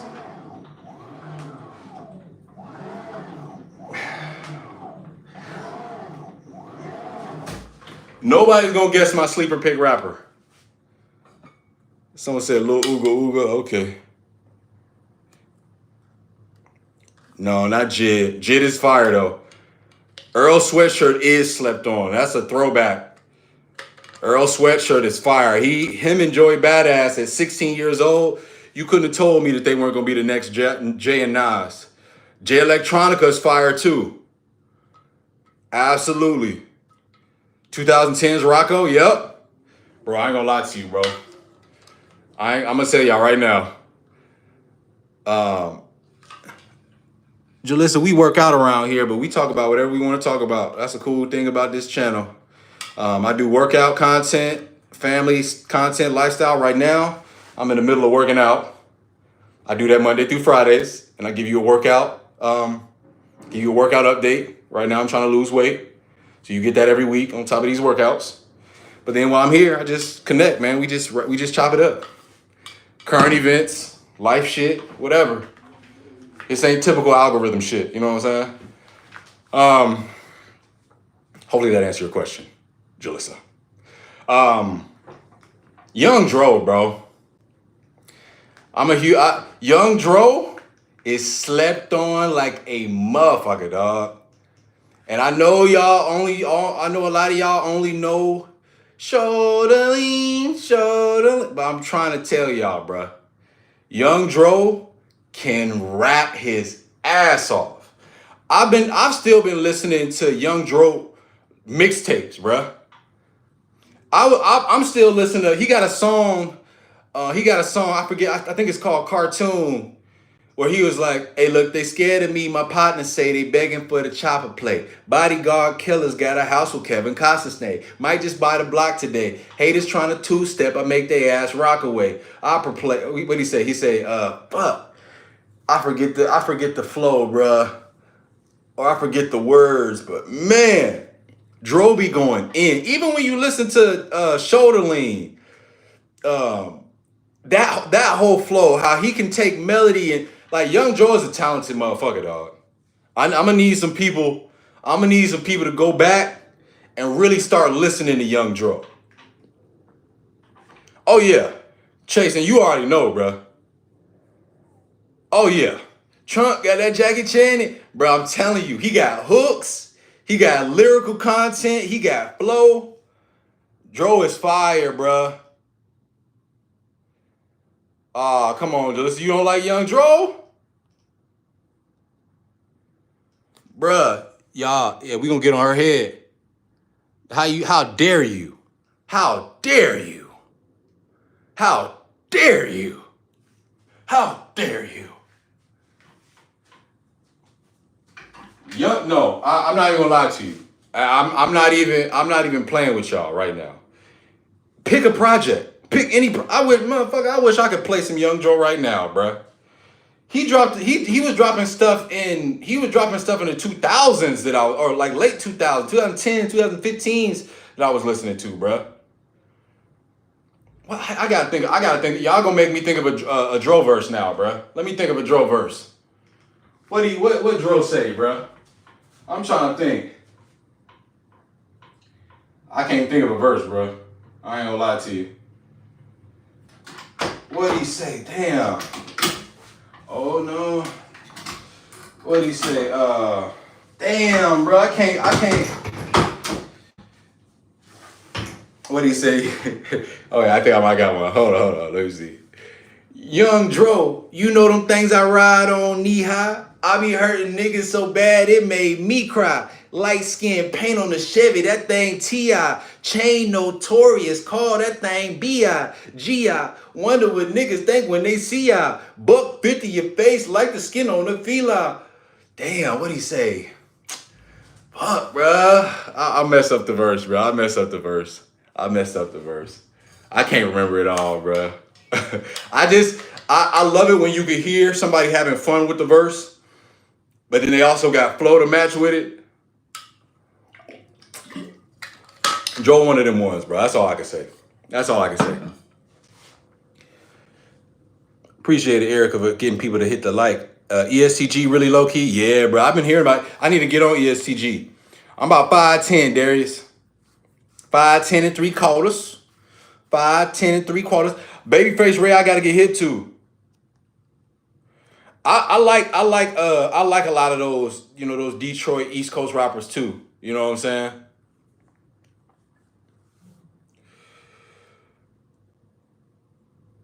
Who? You saying Young Dro?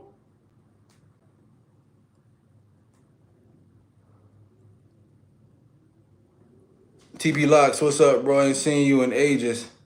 Yeah, I don't know what you're talking about, King D7, but I'm gonna take it as disrespect. You know what I'm saying? No offense to the LGBTQ community, but heed your tongue, your tongue, my boy. Heed your tongue. So we got Bent Over Rose. Who's y'all sleeper? I saw Lupe Fiasco. I see ESTG. Right? Babyface Ray.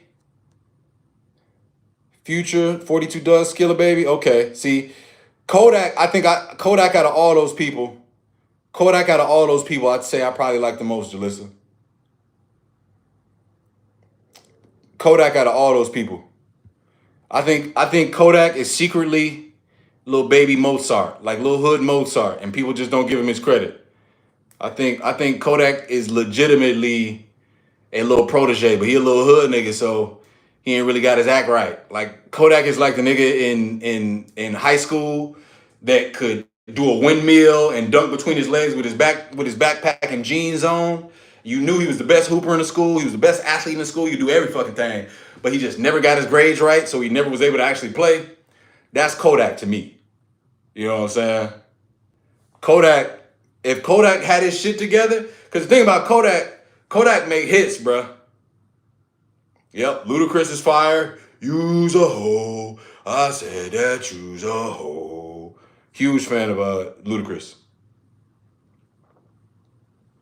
A bunch of hits, bruh. Quick bent over roll, bruh. Hold up. Quick set.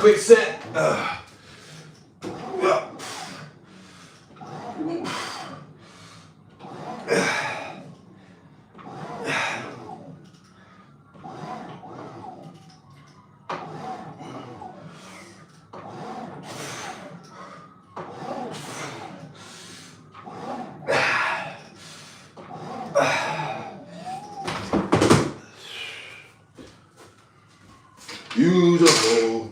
Hotel everybody, even the mayor. Look up in the sky for the ozone layer. Now come on, player. What's a hoe always? And hoes never close, they open like always. So here's a whole album for your whole crew. Cause everybody wants some, cause hoes gotta eat too. Ho, use a hoe. Cadillac, grills, Cadillac. Oh, don't watch the oil, my Cadillac spills. Matter of fact, candy paint. Ludacris had an era, bruh. For sure.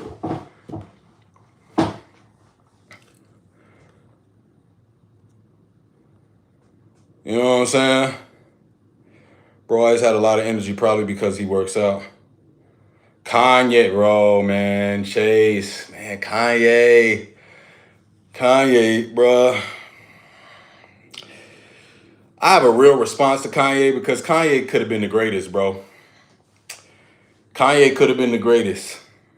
He really could have. Head of my time, sometimes years out. So the powers that be won't let me get my ideas out. And that made me want to take my advance out. Then move to Oklahoma, then just in my man's house. I romanced the thought of leaving it all behind. Back when I was in the shop, like, damn. I forget the verse too. I forget that verse. But he had a lyric on there. He was like, what'd he say? I'ma open up a store for inspiring MCs. Won't sell them no dreams, but the inspiration is free. Kanye, bro. Kanye, bruh. Y'all saw my response. Kanye is. I would honestly I would put Kanye as my favorite rapper pre. It's tough, bro. It's tough, bro. Kanye's fire. Kanye can make beats. And Kanye, y'all heard him, what was the song? Was it Otis? Nah, nah, nah. He actually, to me, he bodied Jay-Z on that verse. What did he say? Damn, I'm trying to think of that second verse. I made Jesus walk, I'm never going on. He said, I made Jesus walk, I'm never going on sale. Luxury raps, it's never going on sale. He said, the Hermes of rap. I forget, bro. I gotta pull up the verse, bro. It's sophisticated ignorance, write my curses in cursives. You ain't accustomed. Damn, bro. He said, I get it customs. You ain't accustomed to going through customs. You ain't knowing how. I gotta get the verse, bro. I think he got Jay on that verse, bro. Kanye gives you stories. He gives you flow, wordplay, beats. Like I would honestly, I wouldn't have no problem with anybody saying Kanye's GOAT. But once I found out he's kind of got a little bit of the ghostwriter thing going on too, it's kind of tough. Pre-Kim K, for sure. For sure. I agree, Chase. I agree. I really think, fuck. Yeah. And honestly, when you think about it, like I'm trying to be objective, if I would have to put him over Andre. I would have to. I feel like with Kanye and Eminem, that early work is so amazing and stuff is lately, yeah. Kanye hasn't really put a verse together that I've really felt like he really put much effort into. And so I agree. I like 808 and Heartbreaks for what it was. Pre his mom, yeah. May she rest in peace. Definitely. Cause Kanye, man, I know it's past visiting hours, but can I please give her these flowers? The doctors say she on anesthesia and that her heart can't take the procedure. It'll put her body into a seizure. You mean a yellow thing and it will stop beeping? Hey chick, I'm at a loss for words. What do I say in this time? Remember when I was 9? Tell her everything to be fine and I'll be lying. My family crying. They want her to live and she dying. I'm wondering what kind of doctor can we find? You know the best doctors to go to people that's paid. If Magic Johnson got a cure for AIDS and all these broke motherfuckers pass away, you telling me if my mom was in the NBA right now, she'll be okay? Or my grandmama was in the NBA right now, she'll be okay? But since she was just a secretary working for the church for 35 years, things supposed to be in right here. My uncle tell me gotta pull it together. He's strong. That's where I get my confidence from. Bruh, Kanye used to go hard, like hard. So instead of sending flowers, weed the roses.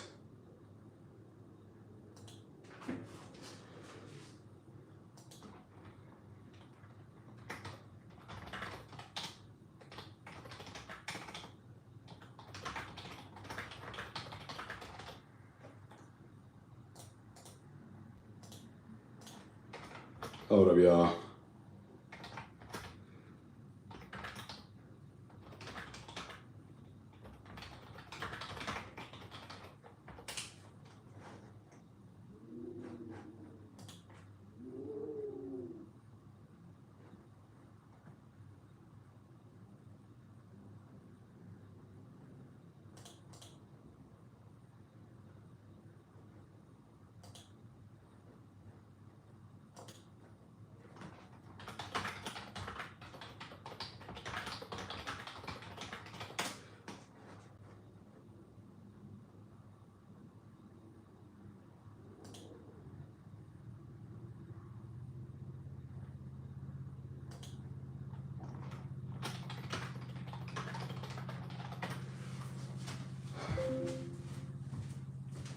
My bad, y'all.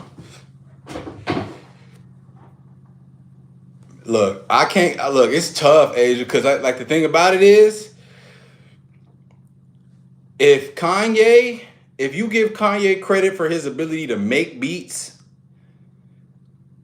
and like all of the impact of his beats, if you give him that credit as a rapper to be able to compose the song and to rap on the song, like as a complete artist, it's tough. Cause I gave Andre credit for being able to kind of do his thing from a melodic standpoint. But if I do that for Andre, but if we just talking just rap, like just the skill of rap, then yeah, I gotta go Andre. But if you talking like as a complete artist, I don't even know how there's an argument for anybody else but Kanye as a complete artist. Like, y'all let me know if I'm missing something. Like, I don't know that there's an argument that exists for anybody. You know? You know what I'm saying? Like, I don't know that I can think of anybody who is better than Kanye as a complete skill. Like, Drake is probably the closest thing I can think of because he can do a little bit melodically. And he can do he's done a couple different genres, but I don't really like to even give Drake that shit. Cause just because you can do a C-level version of every genre, don't mean I need to give you all that shit. Like, it'd be one thing if Drake was, you know what I'm saying, his Afrobeat songs were the best Afrobeat songs ever. Nigga, you just kind of doing a lot of shit cause you're Drake and everybody loves it. Kanye, when Kanye would go into another pocket, he was the best at that pocket. 808s and Heartbeats, I mean, for a lot of people, defined an era, you know? So it's tough. It's tough. Chase, I'm glad you brought up Kanye, bro. I tend to forget about Kanye because he just kind of faded to black. If Kanye was making music right now, and sometimes, bro, it's weird being a black man sometimes because you just be hoping niggas just be normal, bro. Just fucking be normal. You just be fucking normal and grow and like just make music as an artist. Just stay in your fucking lane, bro. But it's like niggas it get weird, man. It get weird. It get weird, bro. Like if Kanye was still just making music, I think the entire scene of music is different. If he just every 2-3 years drop a project and get the fuck out the way. Just every 3-4 years drop a project, be a normal artist that love rapping, love producing, do your shit. Just be fucking normal, bro. But niggas just get like, they start tweaking the fuck out. They start doing coke, fucking white bitches, and then excuse my language, bro. But it's you know what I'm saying? It's like, nigga, niggas get to Hollywood, bro, and start fucking tweaking. You know? No, look, hey, you ain't gonna have me, I'm not gonna, you ain't gonna get me say nothing negative about Andre. That ain't what I'm about to do. I ain't gonna do that. I don't even do that. The debate is kind of nasty to me, because I'm a fan of both. But Kanye, bro, Kanye in terms of production, like Kanye produced classic beats for other artists. You know what I'm saying? Like Kanye got that beats for Jay that are some of the best songs in Jay-Z's discography. Kanye got songs for R&B artists that are some of the best songs in their discography. You know, it's like Kanye's kind of contributing in ways that's kind of bananas, bro. Yeah, and I get that. You're right. You got in that, but see, here's why I say that. That's why I didn't mention him in the first place. Like when I went my favorite rapper, it was immediately Andre. But when Chase brings up my cousin, that's my blood cousin, by the way, y'all. Same grand and everything. When I thought about my favorite rapper, I immediately go to Andre.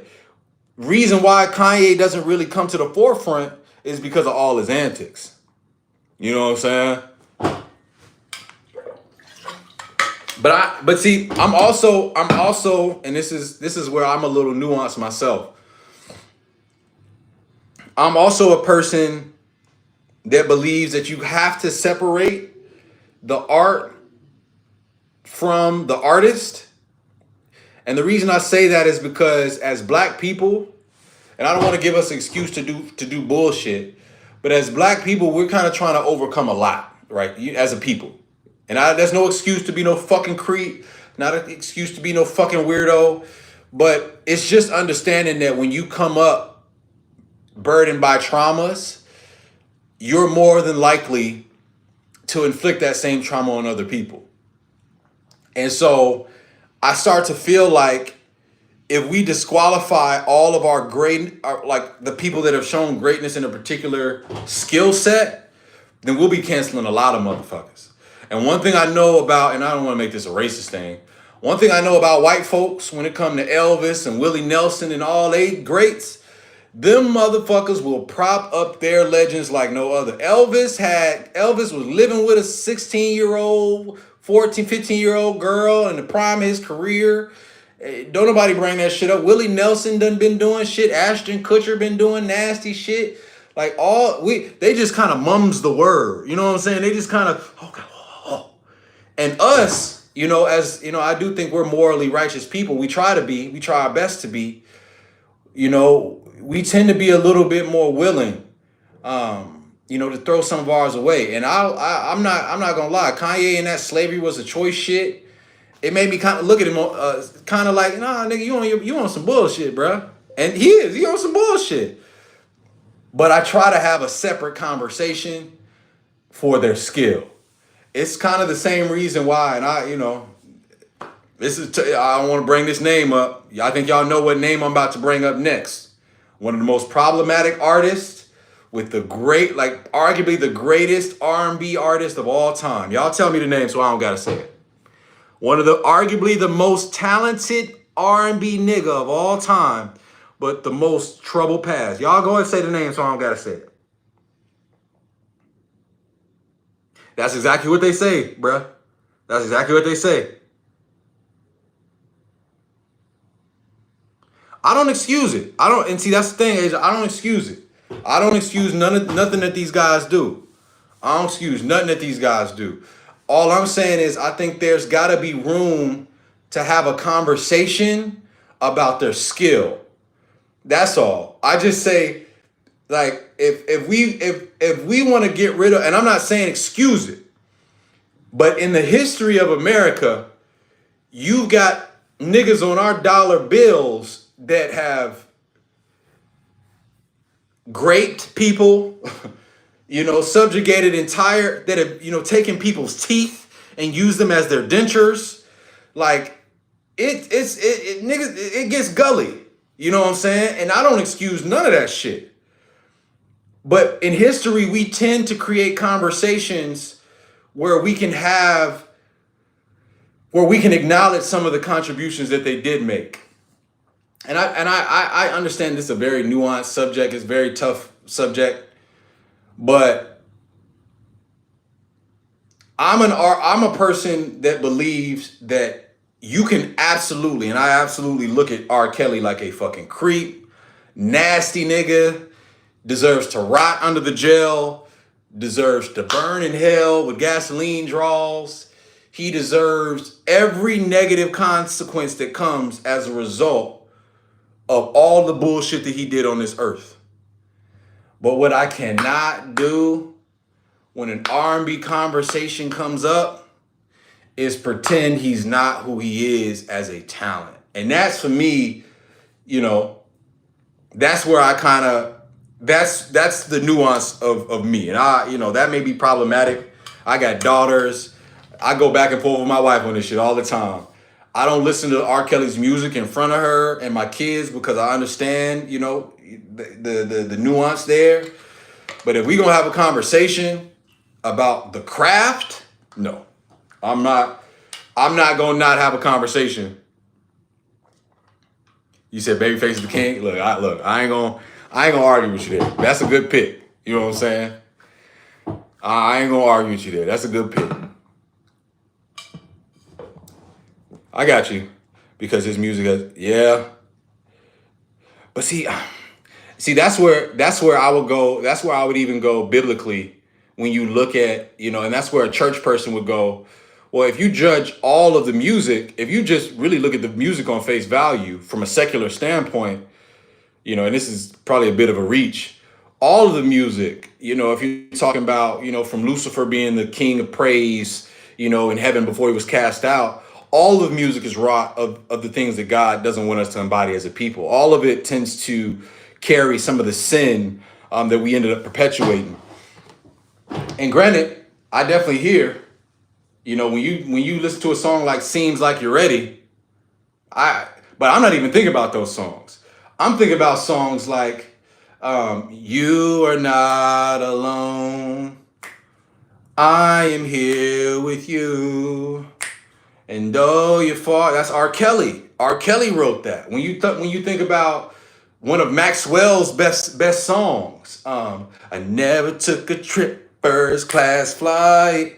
When you think about some of B2K's best hits, you talking about R. Kelly. When you talking about Mariah Carey, when you talking about, and I don't want to, unfortunately, when you talk about Aaliyah, you talk about a man who's not only penned songs, some of the best songs ever. Like, you talking about a person who vocally is there, and it's like, it's just tough, bro. It's tough, bro. It's tough. And I understand the nuance there. With the one that was on the Batman soundtrack. I'm a bad man, and I'm not ashamed of it. I'm a bad man, and I don't need no. Yup. But see, like, there are some. I'm not even talking about the ones that's talking about his transgressions. Because what about and I know that it's somebody's birthday tonight somewhere. Come on, man. Like, "Step in the Name of Love" was in my wedding. Fuck. This is like, it's hard, bro.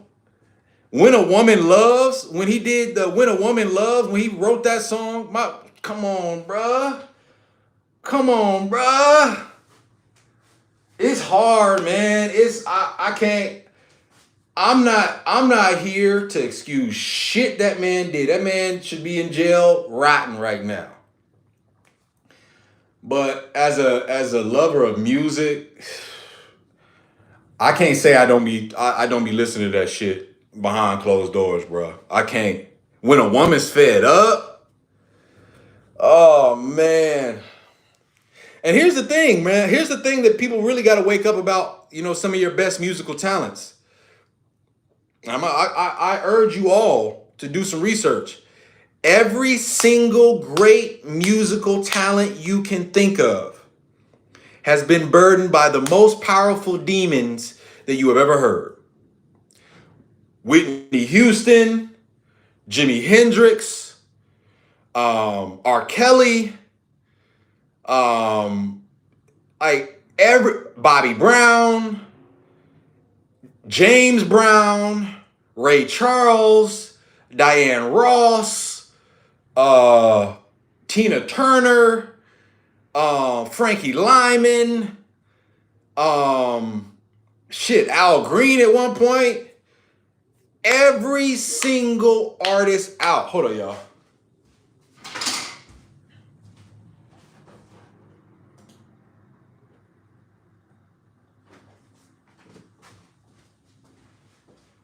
Like, bruh, every single one, bro.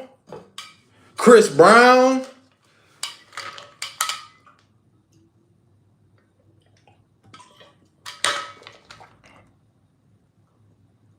Yep. Babyface, the Waiting to Exhale soundtrack. Yep. Babyface got a deeper DNA. Babyface, but you got Teddy Riley in there too.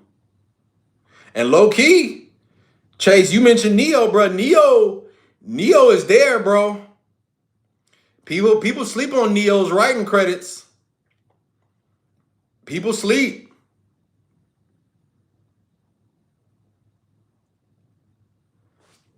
People sleep on Neo, bro. Neo done wrote songs for Beyonce. Stay hydrated. Like, we can't do that with Neo.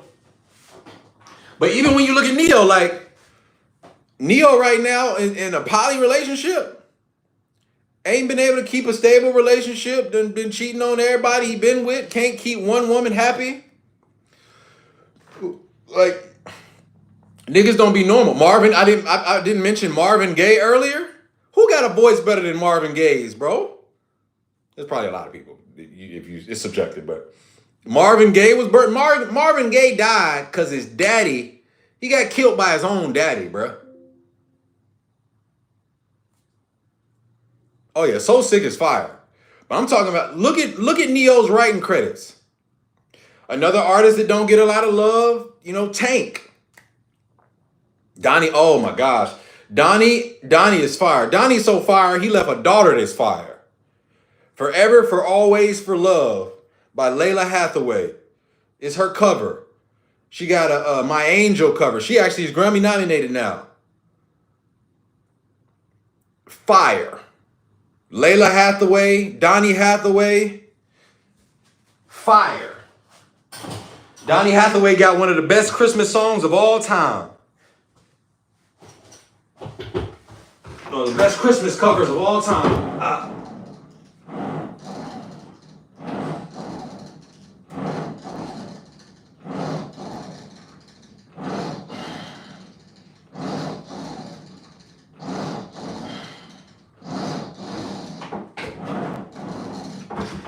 Well, this taking so long, I'm forgetting to work out.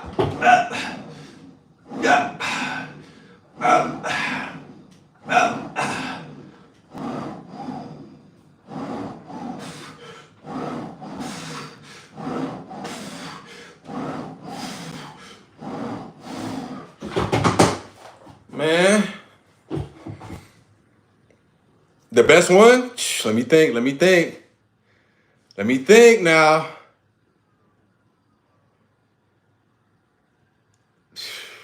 Yeah. I'll give him that. Ooh, wait a minute. The Temptations now. The Temptations. Was it the Temptations? Where it starts off, I forget. I ain't gonna do that right now, man. It's the one that was in Next Friday. Towards the night before Christmas. In my mind. Ooh. Ooh. I want you to be that one. The Temptations, with The Silent Night by the Temptations. That was a good one too now. I love that one, but it don't jam like the Donnie Hathaway one, so I might have to agree with you on that. But that Temptation one is fire, bro. That motherfucker, come on, that big note, come on. Bro, man, look, come on now. That's tough. That's not easy. You said it too quick, though. You said it too quick. The Temptation and Maria own Christmas. Who Maria? Maria, am I tripping? But man, the Temptations one is fire. Shout out to you, Erica. Appreciate you being here too, man. I appreciate all the support. Staying tapped in.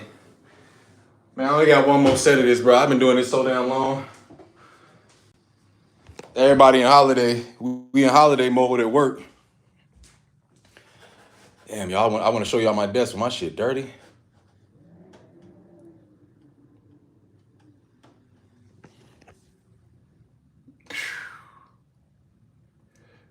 This is turned off. That's the PS5 monitor. You know what I'm saying? Just a little setup.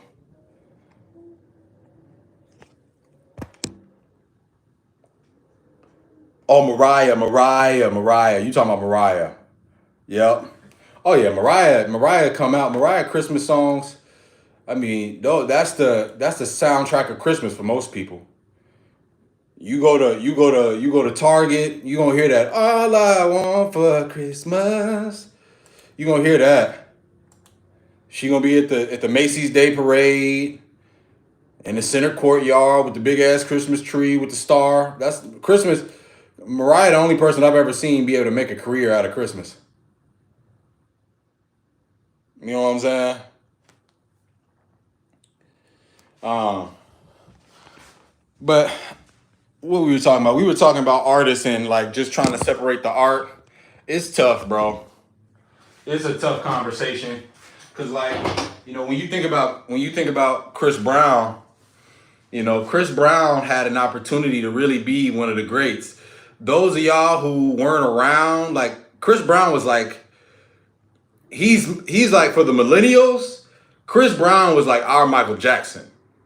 Like I remember when you think you can run it, and when Yo came out, like it was like, oh, okay. And he just kept consistent. Then he got with Rihanna and it was like, oh snap.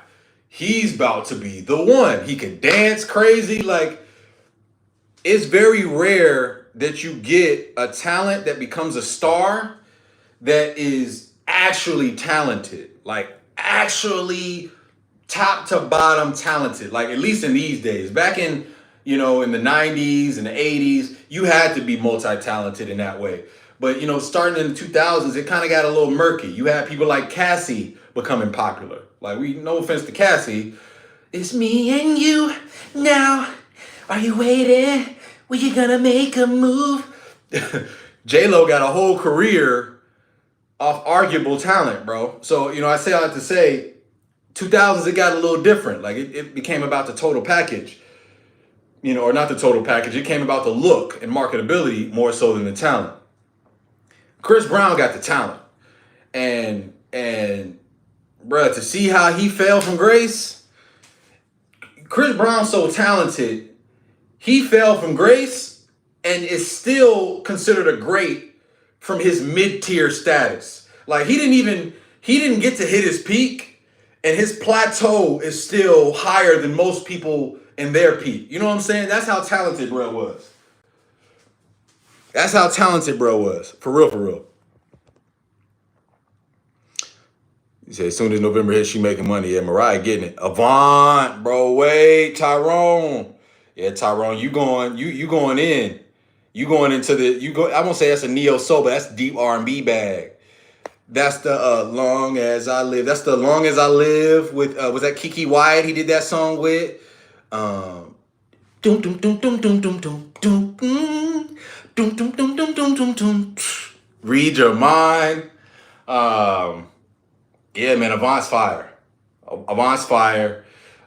had some health complications not too long ago. But if you're gonna go Avant, you know what I'm saying, then you also gotta go Joe Thomas. I'm not y'all make me mad, man. Yeah, I'm not y'all in this chat. I'm not mad at y'all. But y'all don't give Joe his flowers, my nigga. I'm not looking at y'all, chat, but I'm looking at y'all, chat. You motherfuckers get on my nerves, man. Joe should be a motherfucking legend. Yeah. And that's the thing, like as a kid that I deal with anger myself. I've never touched no woman, never hit no woman, nothing. But as a young man, I resonate with that. The thing about me is I think I benefited where a lot of people didn't benefit. I had two parents in the home. I had a dad that was crazy. You know what I'm saying? So I never stepped out of pocket. You know what I'm saying? It's very important, to have, as a young man, I believe, to have a father figure in your life that's consistently keeping you in check. And when you don't have that, you tend to be more prone to falling out of pocket. And when you think about Chris Brown in his life, his anger did get him out of pocket and out of his spot. But to me, sometimes there's a little empathy that's needed there, not to apologize for his bullshit, because that's bullshit. Like, if I'm in his corner, you know what I'm saying, we whooping his ass. Like, you know what I'm saying? Like, if I'm in his family and we find out that you hit a woman, we're whooping your ass. Like, get him, go, God. But, I've been going to therapy and kind of learning to root a lot of my shit. And it's like, when you start to unravel your story, You know, you don't create excuses, but it at least for me, it kind of causes me to look at the world a little different. You know, people on their journey, a lot of people are going to be in their journey, and they're going to struggle with different vices. You know, and some people make mistakes that they can't recover from, and unfortunately, they'll never get back. You know, a certain empathy for. You know, just from the main world. But it's, single mother, trying to raise a young man, and then you become a star at 16. Everybody in the world, it's tough, bro. It's tough. It's tough. But he wrong for that shit. We would, like I say, we would have beat his ass. We would have beat his ass, bro. But we would have still wanted him to get back on his feet. Yeah, drugs definitely play a part. Yeah. P. Diddy last night music, nah. You right, Chase. Them drugs yeah, man. And see, for some reason, them drugs, I feel like them drugs come with Hollywood, don't you? So like as soon as you go to Hollywood, they get you back. Hey, welcome to Hollywood. Yep, come on. Did you enjoy your flight? Yeah, you did? Okay. Well, now that you're here, it comes with a complimentary bag of cocaine. Take your cocaine. Yep, put that in your pocket. We'll be right back with that. And yeah, do you need some bitches? You need some bitches? Yeah, we got some prostitutes right over here. Make sure you hide that cocaine. It's not legal, but we're in Hollywood. You can take it if you want to, okay? Everybody does it. Oh my God. I'm on it right. You know what I'm saying? I feel like that shit come with Hollywood, bro. It's like I feel like you get in Hollywood and you kind of come up like how we all come up, where it's like it's all about morals, it's all about virtue and maintaining your principles. And then within a week of being in Hollywood, you see your idol sniffing cocaine in an orgy with 6 prostitutes. You know what I'm saying? Coke is man, bro. Bruh. I'm still, and I'm trying not to judge these days, but in high school, I was finding out people was doing coke. I was in Seattle, bruh, so. It'd be different. Different cultures do different shit. Man, there was kids in high school that had coke, bruh. It's not, because we, in down south, we come up like, that's crackhead shit. Yeah, bruh. Coke is big shit. Coke is city slicker shit. If you really, you want to turn that, y'all some city slickers. Coke is city slicker shit, bruh. That's them shit with them folks in the city. In the South, especially in smaller towns, bruh, we come up with more conservative values. You know what I'm saying? So the South ain't Atlanta. You know what I'm saying? The South ain't Atlanta. The South is it be real humble. You know what I'm saying? It be a lot of folks that are pretty modest. In the cities, bro, they be turning up, bruh. They be turning up.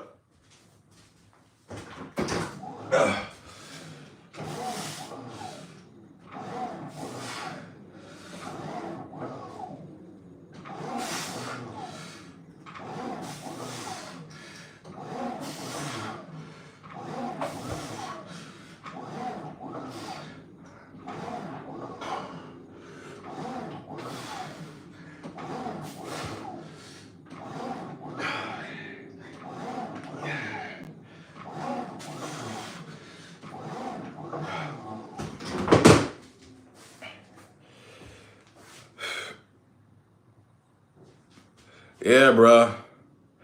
Yeah, like people down south, they'll smoke some weed, bro. But even weed down south is different because the quality of weed down south ain't like it is on the West Coast. You can get you some good mid, you can get you some great mid, but you're not gonna, it's not, you don't really got potent weed quality down south for the most part. You can get something to drink though. You can get you some, you know what I'm saying? I heard about that Flocka. You know what I'm saying? They be they be bro, he said that Uncle Charles. I don't know, cause YN's got it. Boy, these YNs, bruh.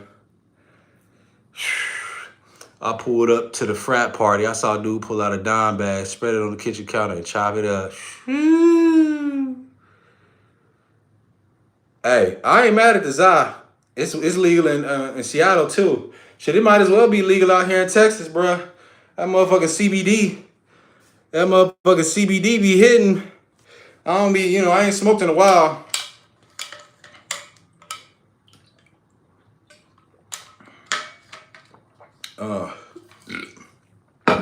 I ain't smoked in a while, man. I'm trying to, you know what I'm saying? I'm trying to clean it up.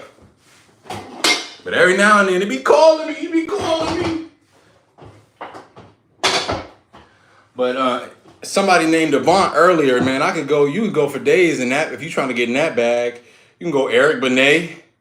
You can go Kenny Lattimore, Carl Thomas, Donnell Jones, Joe Thomas, Case, Glenn Lewis. Y'all, man, I'm in my R&B bag now. Y'all ain't fucking with me with R&B, bro. You know what I'm saying? Maxwell, my nigga, D'Angelo. You know what I'm saying?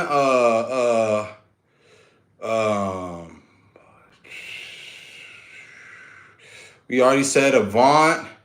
Where else we can go? Music Soul Child. You know, like the bag is deep.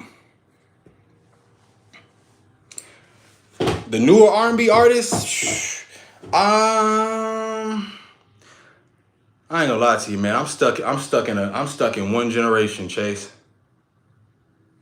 I'm stuck in one generation, bro. I be listening to Joe, still in the mornings. I be listening to, like, bro. I be listening to like old shit, bro. I'm still in like the early '80s, '90s, 2000s with my R&B. I have heard of. I do like Lucky Day. I have heard of what's that dude's name? The one who just dropped it. Baby, I'm a dog. I'm a mutt. Ooh, she that song. He's cool. Giveon is fire. I like Giveon, Daniel Caesar. Daniel Caesar's probably my favorite, bro. Honestly, that's kind of his first album. It was an instant classic to me.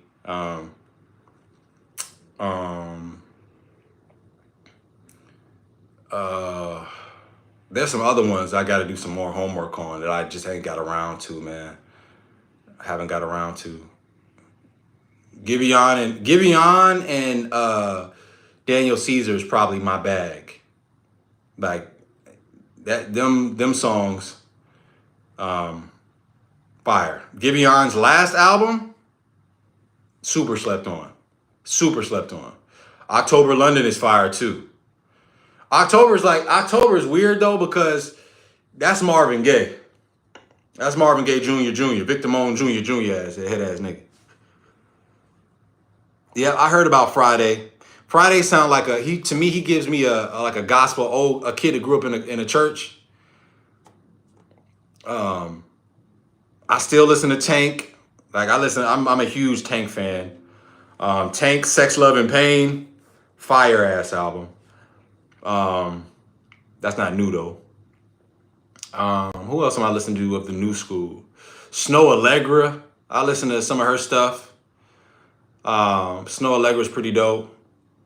Victoria Monet. I'm actually a fan of her. Huge fan of Victoria Monet.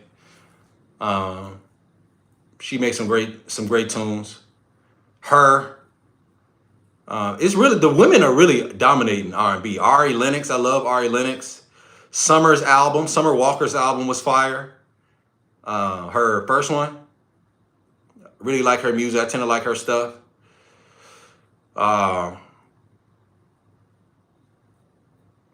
Who else? R&B. Actually, a sleeper who I'm a fan of, Eric Bellinger. Yep. Snow and Victoria are super dope, Asia, for sure. I did check out Sir. I forget what you had me listen to. Sir is fire. It's like I hear talent, but then it's like it's hard because it's like I always compare people. So it's like, is he gonna pull me away from what I'm listening to now? Maybe not. I would have to like give him more time, and I don't think I gave Sir a great enough opportunity. You know what I'm saying? Like I wouldn't put him over Giveon yet. I'm not against Sampha. Sampha's not Sampha or however you pronounce his name. He's not bad. But I don't know if I got him. He not in rotation.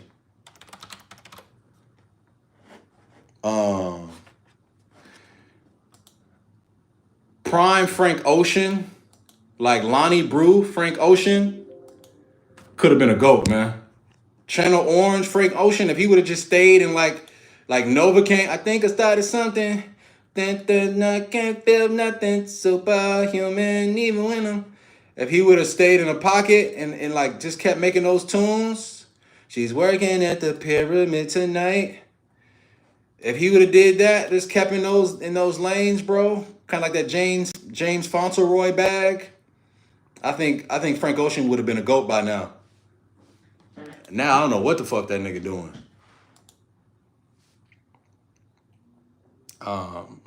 Sadiq is still my favorite, all-time favorite. When you say Sadiq, you mean Raphael Sadiq?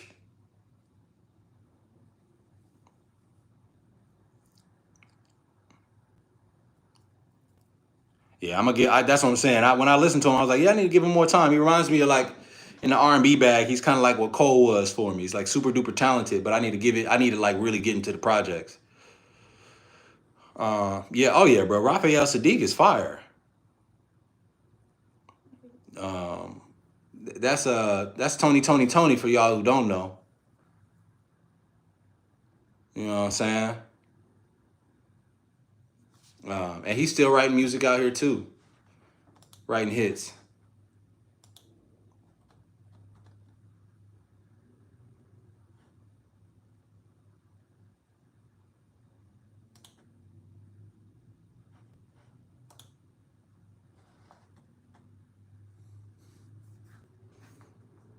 Oh, for sure. I wish I could put some. I wish that's what we need, bro. I wish I gotta find a platform because that would be my dream. I want to find a platform where I can play music and talk to y'all. You know, Tyrone, man, I'm trying to tell you, bro. You know, you're not. In terms of the artists before, like in terms of like the older artists. Yeah, bro, I'm on my R&B, bro. I love R&B. I love R&B, like real R&B. I love music in general, man. P&D, yeah, P&D was cool. Twitch, see, you stumped me now. That's the song title. Um, like I'm still listening to Prince, bro. Like y'all motherfucker, I'm still listening to "Adore You" by Prince. I'm waking up in the morning and listening to that shit. Like, you know what I'm saying? I'm listening to, Kenny Lattimore, Never Too Busy for You, or Come to Me by Kenny Lattimore. I'm listening to Tony Terry still. I'm still listening to Guy or Aaron Hall, motherfucker. Obviously, I'm still listening to R. Kelly. I'm still listening to Carl Thomas, like singing loud, Carl Thomas, like singing loud, Glenn Lewis. Glenn Lewis probably be in rotation for me, like he just dropped. Oh, Twitch. Oh, okay, I'm tripping. Rumble and Twitch. I see. No, that ain't old. But see, that's what I'm saying. Like, I wish, I wish I could get on. And you say Twitch and Rumble will let you play that music. Oh, I think you need to let it go. Take them off. Teddy, the only person in the world I've heard can yell at a woman and that be his foreplay. Take them off. Like, oh my god, Teddy, Where do you want me to put them? Teddy talked to a girl like he got a gun pointed at her. Teddy talked to a girl like he got a gun pointed at her. Rub me down with some oils, baby. She's like, okay, oh my God, Teddy, all right. Oh, that ain't funny, but goddamn, Teddy's fired though. I think I need to let it go. Let it go, baby. Teddy's fire. What's good, Merlin? Yeah, man, my lock's gone, fam. My lock's gone. I think I'm gonna go through a secret hair journey. I'm gonna see what my hair does in 30 days. I might share that with y'all at some point. I think I want to see. I want to go on a little hair journey though. I'm curious about what it's looking like. What's the tattoo on my shoulder, man? Don't worry about it, bro. All my tattoos. I haven't got a tattoo since I was 22, so I don't regret them, but I don't be talking about them.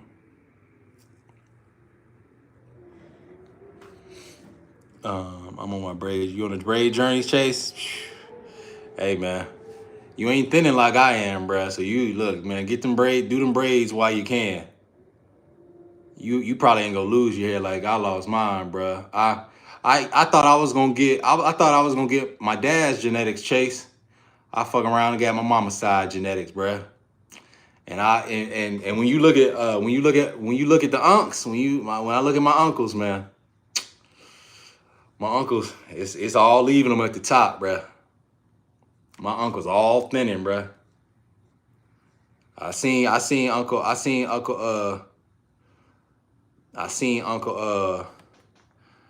Harold, and even Uncle Johnny, bruh. Uncle Johnny, bruh, he got the locks, or he had the lock. I don't know. He still got the locks. I seen my boy going. His shit was back here a little bit, man. I love my uncle, but that's them genes I got. What you do to stop yours? What you say you caught yours? You start using minoxidil? Yeah, man. Drake out here stressed. I'm trying to tell you. It's weird, man. I feel like genetics is getting fucked up, man. I remember back in the day, you used to be able to see more people make it to 30 with their hair, bro. Nowadays, everybody got that little thinning shit going on. That shit crazy, bro. I could have sworn I was gonna keep a nice hairline and full head of hair like my pops, bro. Yeah, man. I'm trying to tell you, bro. Uncle Harold, bro. I got my genes from him, bro. Ain't it funny how that shit worked? You get your mama side hair genetics. Ain't that funny how that shit worked?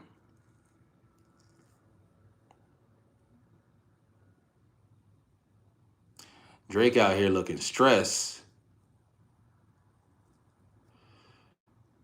Honestly, Merlin, if you're gonna braid your dye your locks, I'd say one of two ways you should do it. You should either dye your hair before you get locked and give yourself a little time to have it conditioned and maintained, or you should probably wait like at least a year. Granted, it doesn't really matter, but I'd say when your hair is not fully locked and you're trying to dye your locks, it can reverse that process a bit.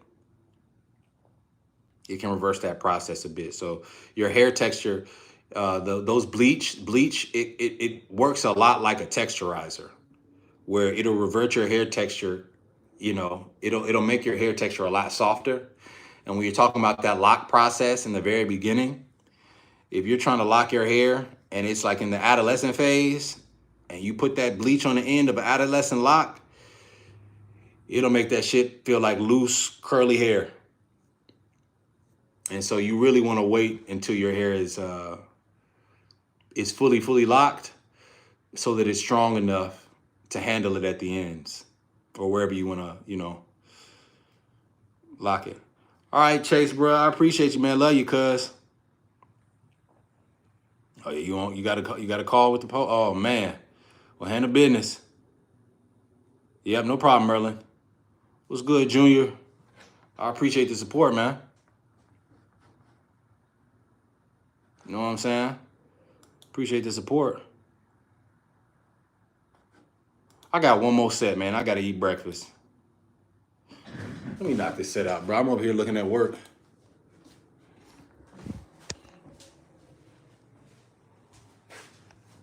Let me knock this last set out, y'all, so I can get ready and go. Hey, yeah.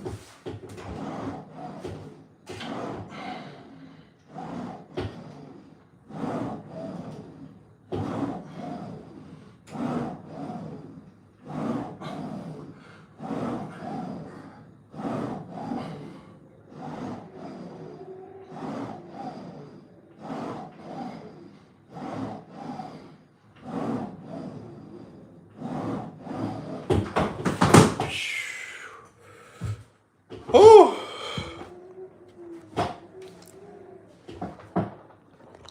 Yeah.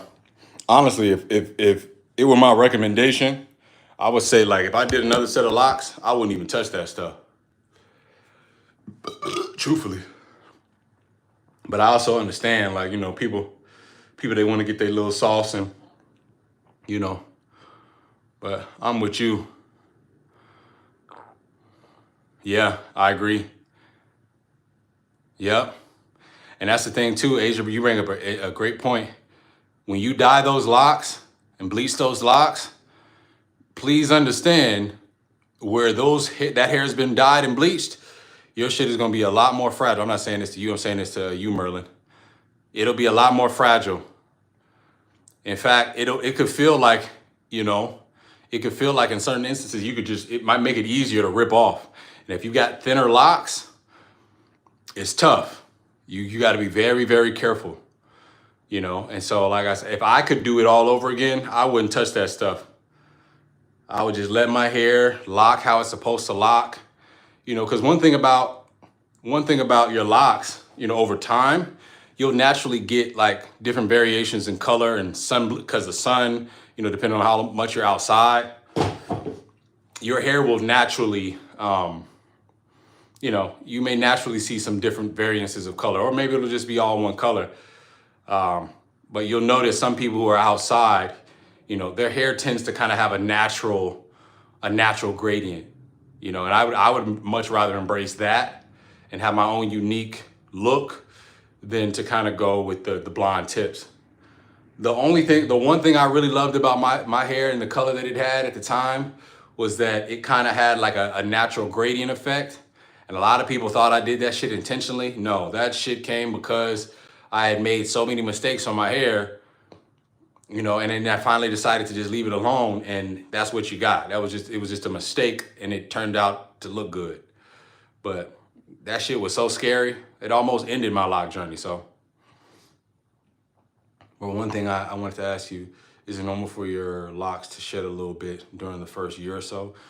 When you say shed, what do you mean? Like just little loose hairs? I'd say so, but I'd be curious. What's good, Amon? What's up, Mac? Oh, yeah, nah, see, I mean, I definitely understand why your mom would suggest that just from a look standpoint, but for me, the whole point of the locks is to kind of allow it to be as natural as possible. Like me now, if I would go into the lock journey now, I would go into it kind of just wanting to see what my hair naturally did and just wanting to appreciate and love that, you know? That's what I would want to do. And that's what I'm saying. Like them highlights add sauce. It just it is a unique look too, because you know everybody might have dyed blonde tips, but everybody, you know, or dyed or highlights or whatever, but it doesn't look the same on everybody. You know what I'm saying? It tends to complement a look. So I get it. Yep, I had locks before Ottoman. Hey Mac, I ain't nobody, man. I'm responsive. This ain't academics chat. I talk to people here. That's what this is for. I don't mind giving shout outs. By shit I mean like every time I spray water on and wash my hair. Yeah, that's normal. That's normal. It's normal for your hair to shed. It's absolutely normal for your hair to shed. If your hair wasn't locked, you'd be shedding even more hair every day. You know? So it's normal. Don't worry about that at all. It would be one thing if it was like a bunch, like you seeing large clumps of hair coming out every time you wash. But one or two strands is normal. Hell, if you had loose natural hair right now and you took a fine tooth comb or a pick through your head every single morning, you're gonna see little hairs here and there coming out your head. That's a normal thing, man. So, but y'all, I'm gonna be thinking about what platform I can do more long form content. Because here's my plan. My plan moving forward, you guys, is I'm gonna keep this channel as tracking my fitness journey, and doing little hair comedy videos with my shorts. My shorts is pretty much turned into just me, adding entertainment value to this channel just to kind of help, have some value for those, who are either new or who are not new. When you have a channel like this, I think it is pretty important to kind of treat it like a network a bit. So I do want to, leave this channel for tracking lifestyle journeys, any journey that I'm going through in my life. That's what this channel is going to cover. But then I have the other channel called TP Unlocked. TP Unlocked, I think, is going to be the channel where I want to feature more of the entertainment commentary. Some of the stuff that you get here, unintentionally in these lives. I want to do that on that channel, and I will be doing that on that channel moving forward. I don't know how long this workout series is going to last. I think once we get to a space where, I get to probably that 190 range, I'll probably dial back this and then go spend a little bit more time there. But Twitch, I'm also going to look into Twitch and I'm going to look into Twitch to kind of see if I can find a platform where we can do more music talk and react to music in real time without having to get the copyright strikes and infringement. So stay tuned for those announcements. I will say, if you are interested in hearing more, I will be going live on this channel. If you're interested in hearing more like commentary, y'all want to talk music, and you want it to be, interactive, follow that TP Unlock page. You can go to my page. It should be featured there. Follow that. I know I haven't done content in a while on that page, but go follow that one. And here within the next 2 weeks, we're gonna start doing lives where we're just talking about pop culture. And it's the cool thing about the live, the way we're gonna do it. We're gonna be able to pull up content. So I think I might use StreamYard or something like that. We'll be able to play videos. We'll be able to go on Twitter, look at certain things, and react in real time. And then we'll also be able to, you'll have the thing where you can see all your chat and everything. So I think we're gonna start doing streams like that, just so we can, have a little bit more fun and be a little bit more organized about it. So, let me check my report card real quick. But yeah, y'all, it's Thursday, or I'm sorry, it's Wednesday. So I hope y'all have a great one. Thanksgiving, I hope y'all cook. Okay, all right. So my weight did go up. I'll let y'all know that. That was about the only thing that I got better at today. My weight went up by 664 pounds today, so we still getting stronger. My time under tension definitely needs to get better. I ain't gonna show y'all everything else. My calories went up too. Apparently I burned an extra 109 calories. But yeah. But yeah, as I was saying, Thanksgiving on the way, man. I hope y'all have a great Thanksgiving. If you don't have family around you, I just hope that you realize if you are still alive, there's something to be thankful for. If you're still healthy, there's something to be, helpful or thankful for. If you still have an opportunity to, at least take another step towards your dreams, something to be thankful for. I encourage everybody out there to count their blessings in very small increments. because at the end of the day, there is a blessing that can be found in all things. I truly believe that. I hope that all of you guys are able to keep God first, keep life in perspective, understanding it could always be worse. And that's it, man. Much love to you guys. If you are here concerned about your diet too, moving forward with Thanksgiving, I would encourage you not to eat. Get you a good plate, man. Get you a good plate. All I would recommend is if while you're eating, maybe go out for, go to the park. Go for a bike ride. You know what I'm saying? Maybe, rough house with your kids. You got kids. Do something to stay active. Don't eat that food and just sit on your ass. You know what I'm saying? But enjoy yourself. I ain't trying to, I know I'm going to have me some greens and some mac and cheese and some cranberry sauce. You know what I'm saying? So, as always, you guys, it's TP Locks, aka Black Roshi, signing out. Asia, thank you again for the amazing mod, and I appreciate you as always. Thank you everybody for showing up. Y'all have a good one, all right? Peace.